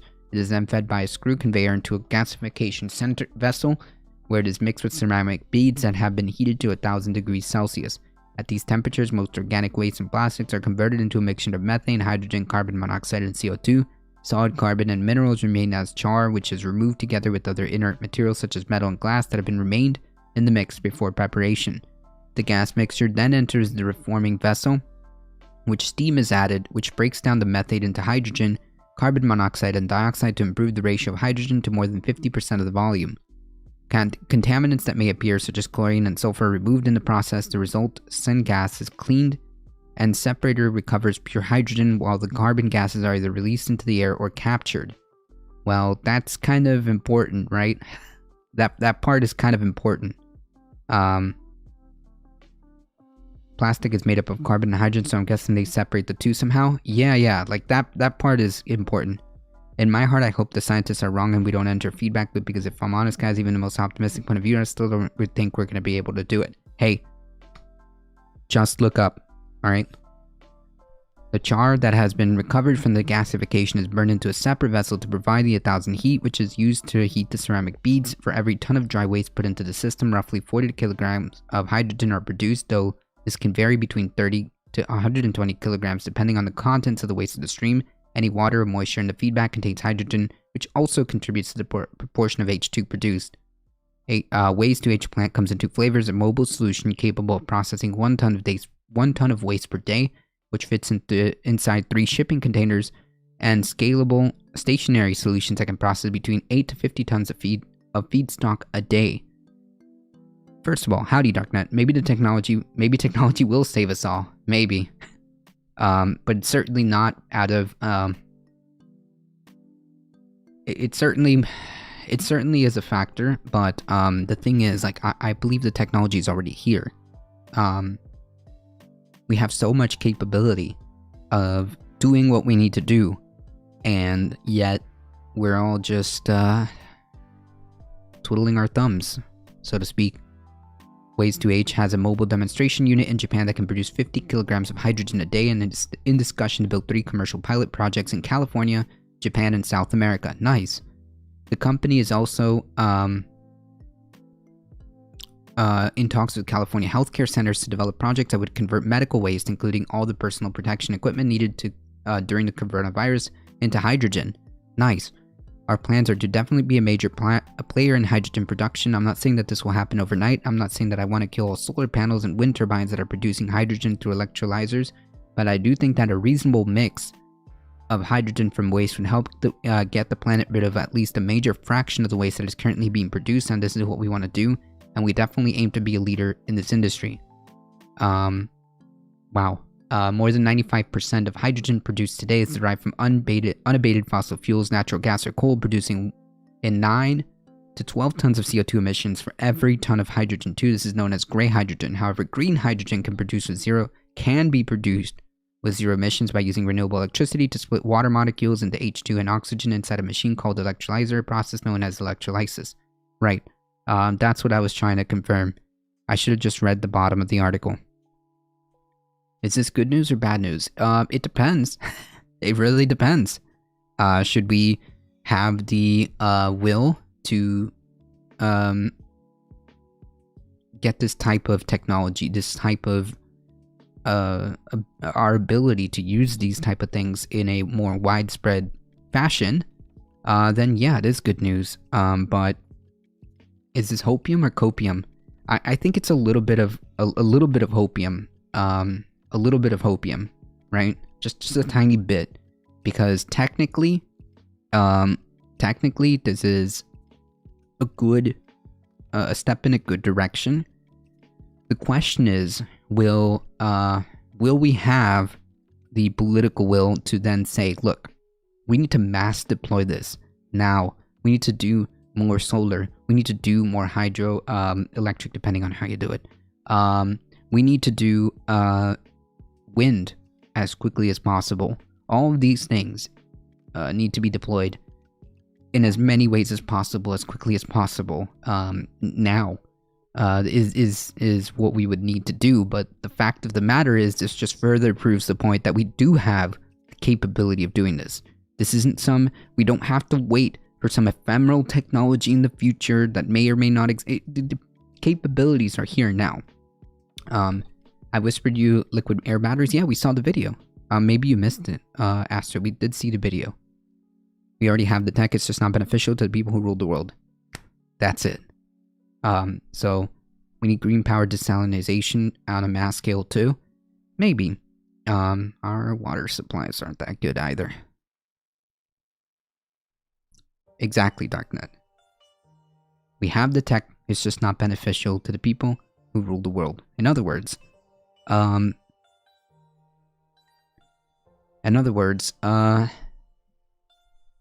it's not profitable enough.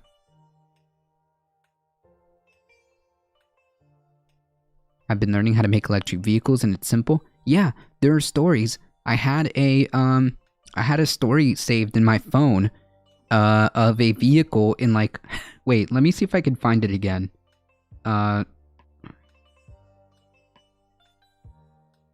Why everyone wanted an electric car in 1905? 1905.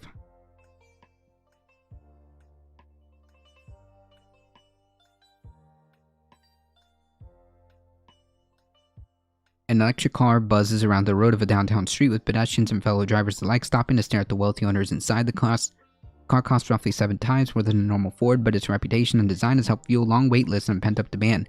The scene could be straight out of a Silicon Valley in 2013, but it's not. In a brief period in the early 20th century in the US, the electric car was the high society's hottest commodity, sought after by socialites and businessmen alike. There was such a thing. There was such a thing. Porsche made a hybrid in the 1800s. What? Porsche was alive back then? Was a company back then?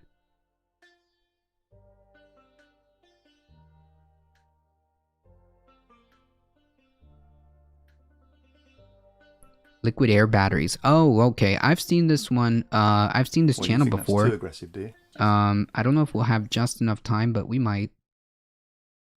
We might.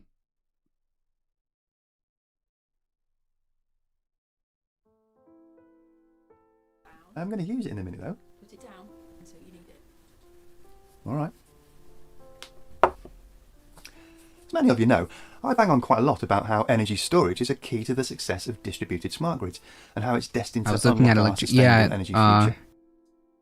I was looking at electric cars for sale, and you can't even get one that isn't an SUV and doesn't have a gas engine in it, so like a hybrid. Jesus Christ. In 1905, electric looked like it could beat gasoline, but electricity was too difficult in those days.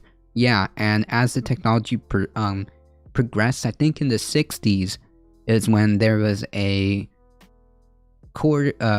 effort to basically snuff out that idea until, you know,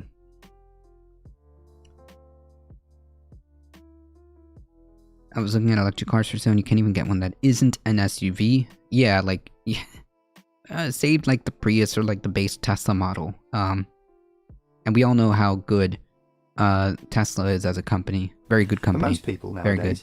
Energy No storage corruption. Means one thing, a lithium not led by an absolute narcissistic moron. Battery. But lithium-ion batteries aren't the only way to store energy. In fact, in very basic terms, if you can find a way to use energy to make something physically happen in a reversible way, then you've probably created an energy storage device.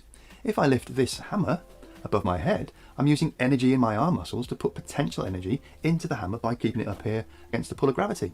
If I let go, and get out of the way obviously, then the potential energy is released as the hammer falls to the ground. And if you attach a string to the end of the hammer and fix the other end of the string to a little dynamo, then as the hammer falls, it'll turn the dynamo and generate power, albeit very briefly. Engineers all over the world have been using this basic energy conversion principle on electricity grids for decades in the form of pumped hydro. The only snag is that it needs a big height difference between two very large bodies of water, and that means hydroelectric solutions are often severely limited by geography. So what if, instead of deriving our energy needs from moving water up and down mountains, we could just generate it out of the air that surrounds us? Sounds a bit too good to be true, doesn't it? But that is precisely the principle behind a potentially transformational technology called liquid air batteries. JP Morgan really effed us because he actually funded tons of anti-electric car groups. Yeah, like I said, there was a coordinated effort at some point. I believe during the 60s, I want to say during around that time, that kind of just put the nail in the coffin for that until recently. Hello, and welcome to Just Have a Think. If energy storage really is destined to transform our electricity grids and move us away from our dependence on fossil fuels, then it needs to satisfy a few fundamental criteria. It needs to be long duration, like 12 hours or so. It needs to deliver enough power to actually plug the gaps in the grid at peak times. It needs to be economically viable, probably needs to be scalable and adaptable, and of course, it needs to be environment and climate friendly. Energy storage systems tend to have a trade-off between duration and power. This graph shows two axes, with the vertical axis representing duration and the horizontal axis representing power. Lithium-ion batteries typically deliver their power over a period of up to 4 hours, and the largest plant currently in existence is the Tesla 100 megawatt construction down in South Australia.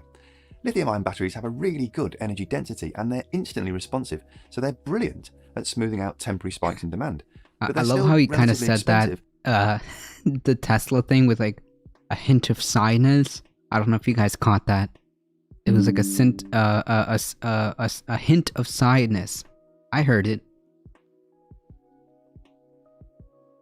And that upper limit of duration of 4 hours is generally considered to be the minimum time window of peak operations for most grids. Above lithium-ion on the graph sits a technology called flow batteries.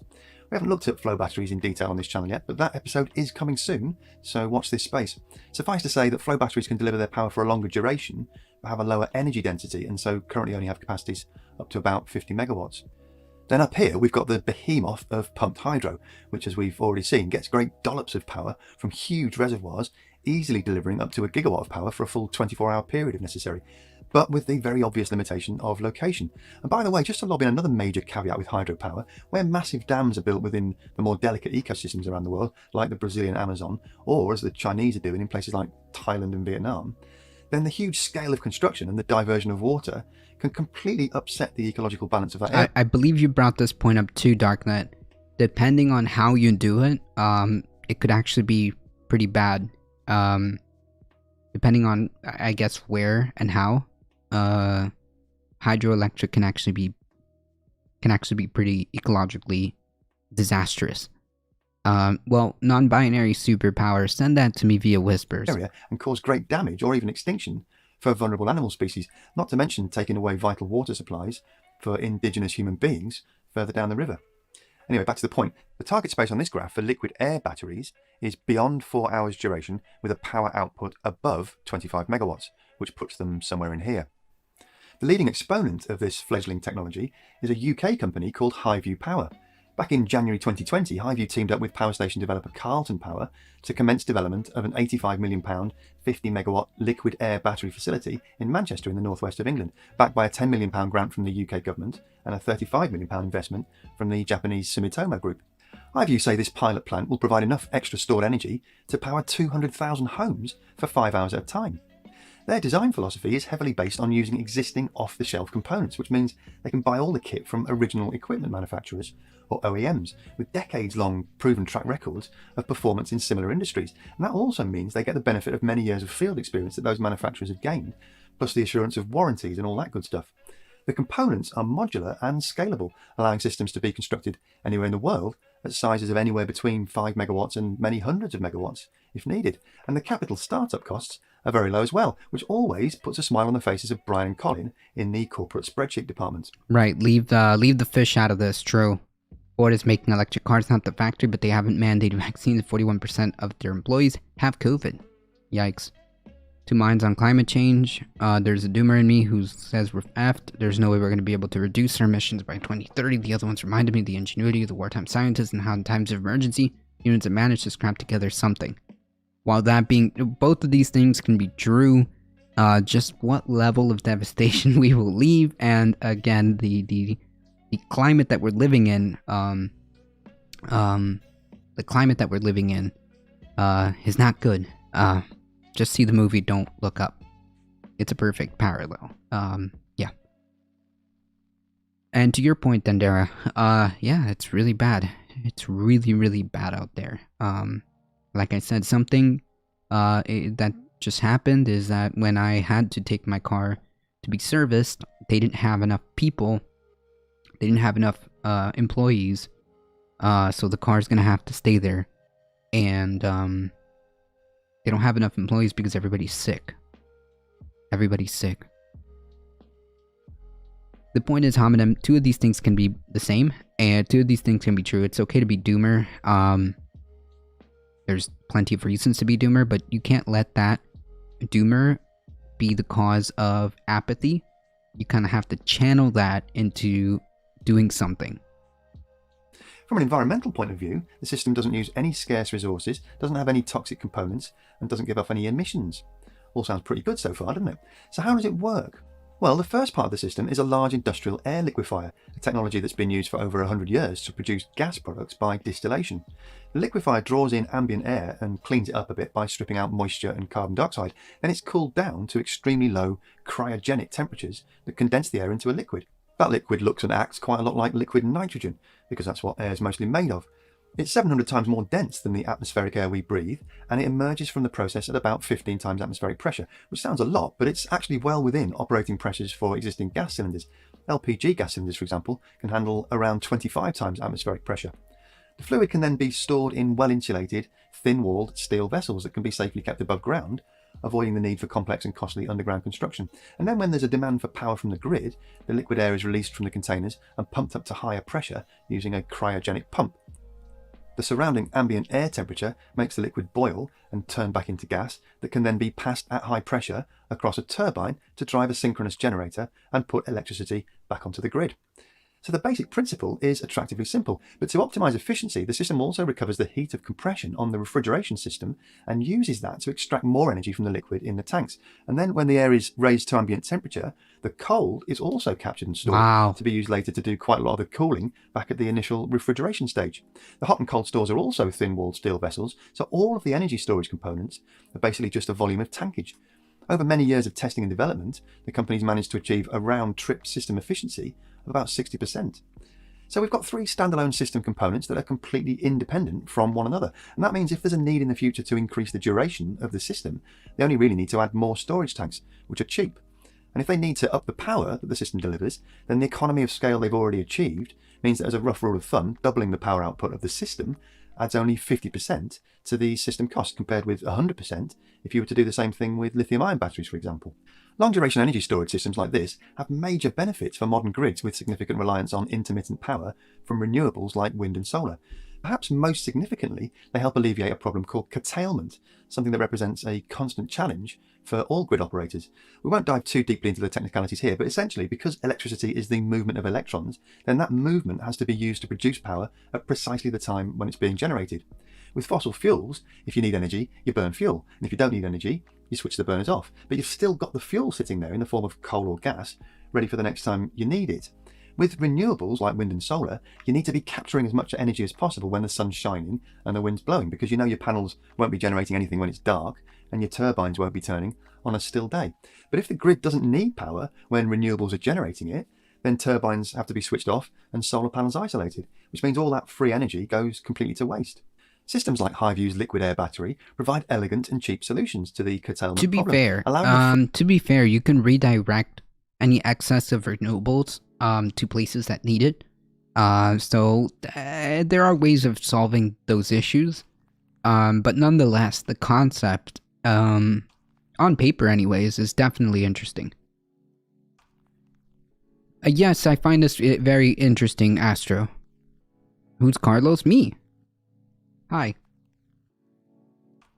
Nonetheless, the concept certainly is interesting. Free energy from the sun and the wind to be captured and stored for very long periods, and then released whenever it's needed, for as long as it's needed, right up to 12 hours or so.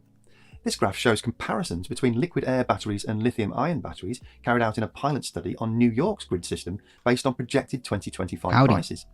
The vertical axis on the left-hand side shows the levelized cost of curtailment avoidance, or LCOCA, measured in US dollars per megawatt hour. The horizontal axis shows the amount of curtailment that can be avoided, measured in terawatt hours, and as a reminder, a terawatt hour is equal to 1 million megawatt hours, so it's a big number.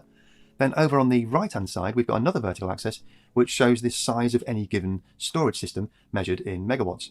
The liquid air, or cryo battery system, is represented by blue bars, and lithium-ion batteries are represented by grey bars, with a trend line running through all of them.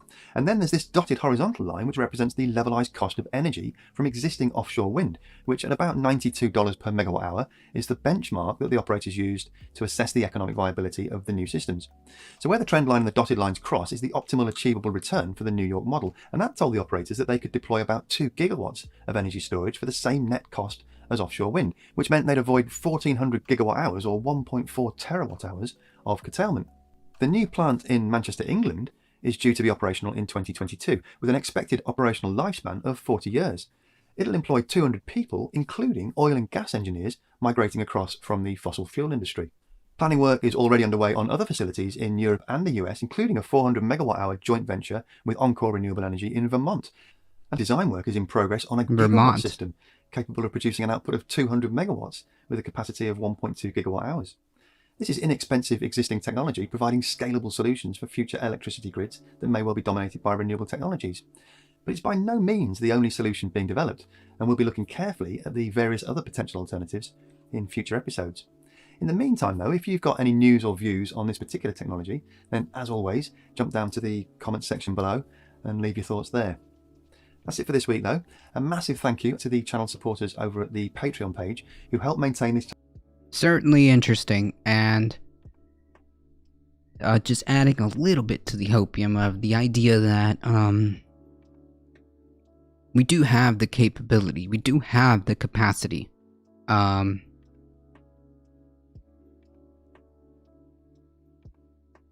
do things, right? It's not out of the realm of capacity, nor do we have to wait for some future ephemeral technology. It's here.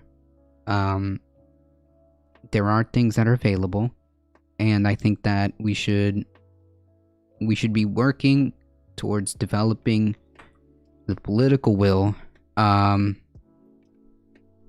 kind of move away from what's preventing us on a mass deployment of this. We're just stuck with capitalism and its short-sightedness. Well, that's certainly a issue, for sure. That's certainly a factor. The fact that We're too busy thinking about way other, we're thinking about the wrong things. Is the problem. You're right. It is very short-sighted. Non-binary superpower, posted this Guardian article. So I'm just gonna post it in chat. A better investment than crypto, that's true. That's true.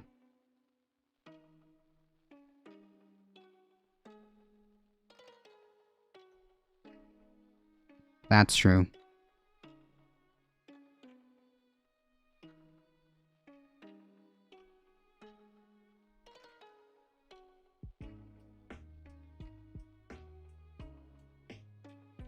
Nah, just invest in more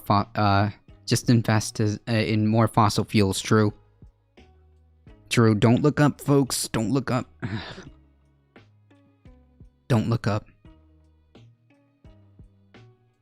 The reality is, what we're missing is a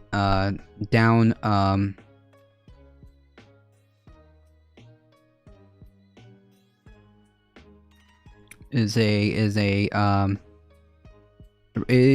political movement. That's it. It's on the ground political movement. The new not satire movie Don't Look Up captures the lackadaisical nature of what we're accustomed to. True. Yeah, you also gotta invest in water, folks, because apparently that's a thing. So you gotta make sure that when you do your investments, you bet against water. Okay? Some very legitimate, advice. Bet against water. Yes, I actually saw it yesterday, last night's Reddit forward, and holy yikes, did that give me some anxiety, to be honest. What is the essence of capitalism? The essence of two distinct classes: the owners who have their interests and the workers who have their own interests. With socialism, workers exercise the ownership over business institutions, and thus interests of the two classes have been unified. Yes, at least that's what the theory states. It is theoretically more interest. It is in the workers' interest to have the means of production, right? The idea being, hey, if I'm the one doing all this, shouldn't I reap the results of my work? Bet against water. Yeah, apparently you can bet on the future of water. I'll show you.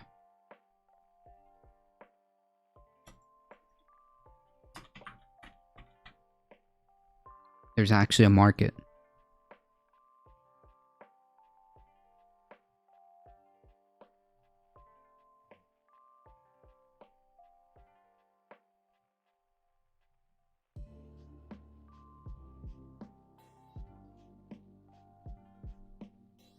This is how dystopic we are.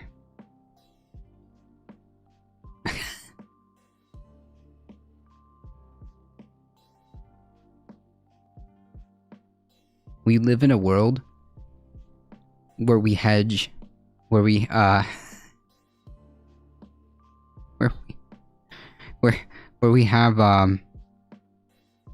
hedging with water futures and financial advice onto how to invest literally in water.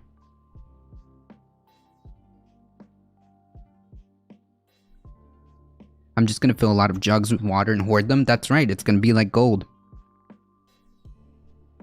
Anyways, this is the dystopic situation we're finding. I mean, that's all that's left, right, Astro? That we start having markets for air. That's literally all that's left, isn't it?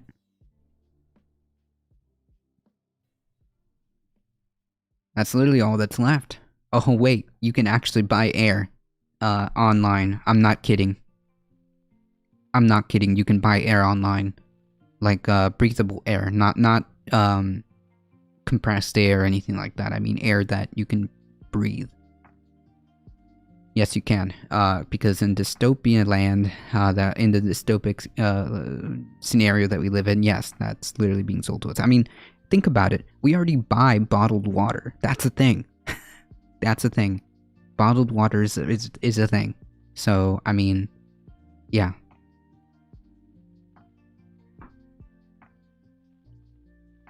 Oh yeah, atmospheric CO2 is expected to get so high that it will affect our cognitive ability.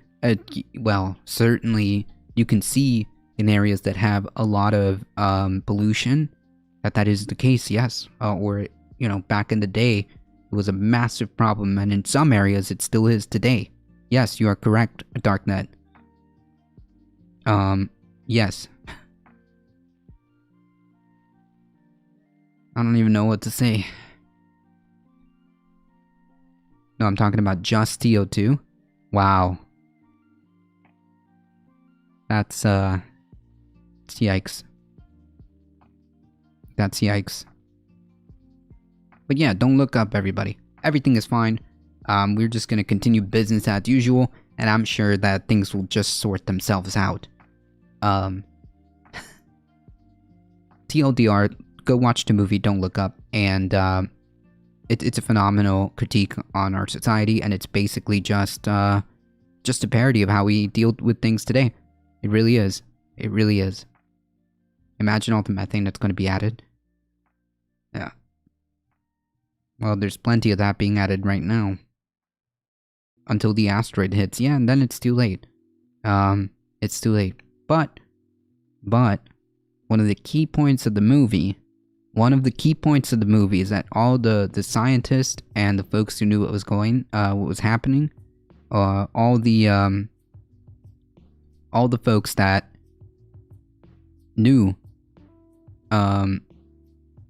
what was impending or what was happening, continued to talk about it and continued to do whatever it was that they could, up until the end. The asteroid has already hit.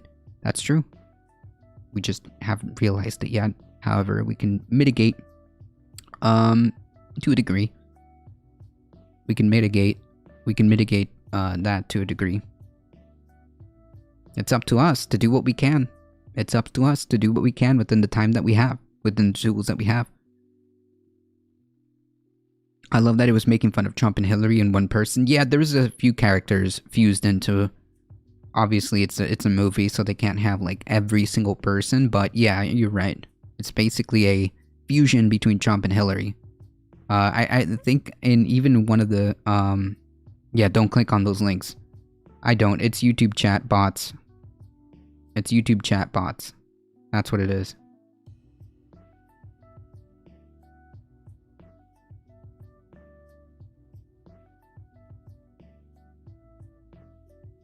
I just ignore it and get rid of them on the back end.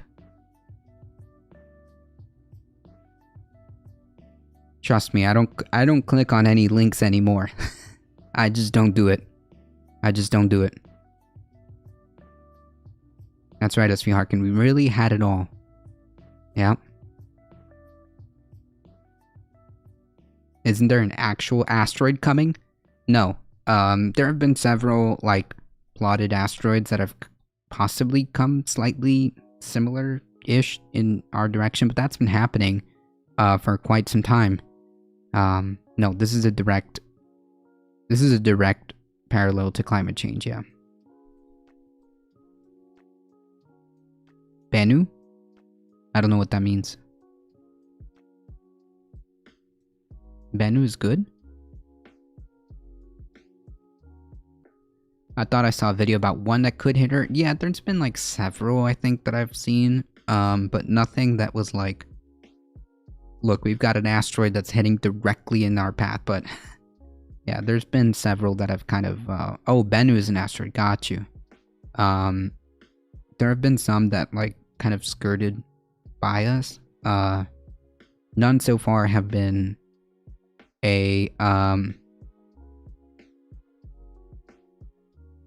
like a certain hit, direct hit, that could cause like a massive, you know, problem.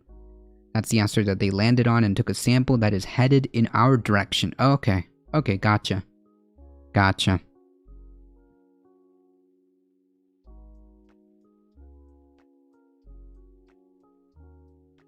Gotcha. Nonetheless, folks, I would say go look at that movie if you can. In fact, I want to play that movie on the Discord at some point. Maybe this upcoming Sunday. We'll take a look at it because I think it's such an important. It illustrates what's happening in society so well.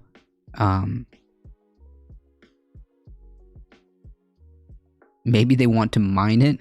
Jeez. Do Trump supporters like the movie? Probably not. Probably because they see themselves as the people being parodied, and when in reality what they should be taking from it is, hey, you're being lied to. You're being lied to. We're more likely to get a surprise hit from an undetected asteroid than one we're going to detect. It's possible. I don't know what the scenario is for that one. Either way, we've got plenty of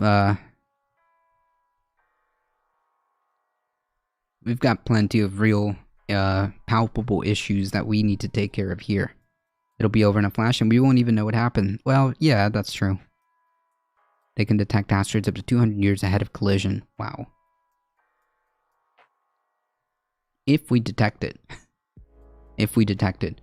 That being said, folks, I do have to get going. I do appreciate all of you guys hanging out here. Thank you so much. Thank you for the support. Thank you, Samurai and the Kind Dragon, for the tier 1 subscription. Thank you for the follows.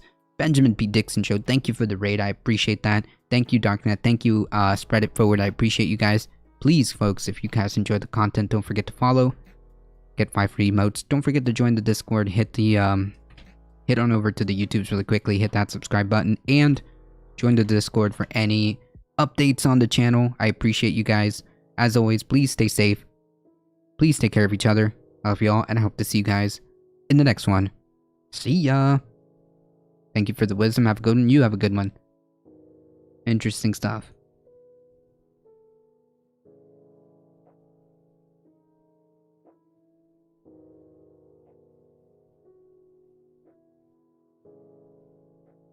Alright, folks, hang tight. We're heading on over to the chaps. Please show some support. We're heading out in 5, 4, 3, 2, 1. Don't look up.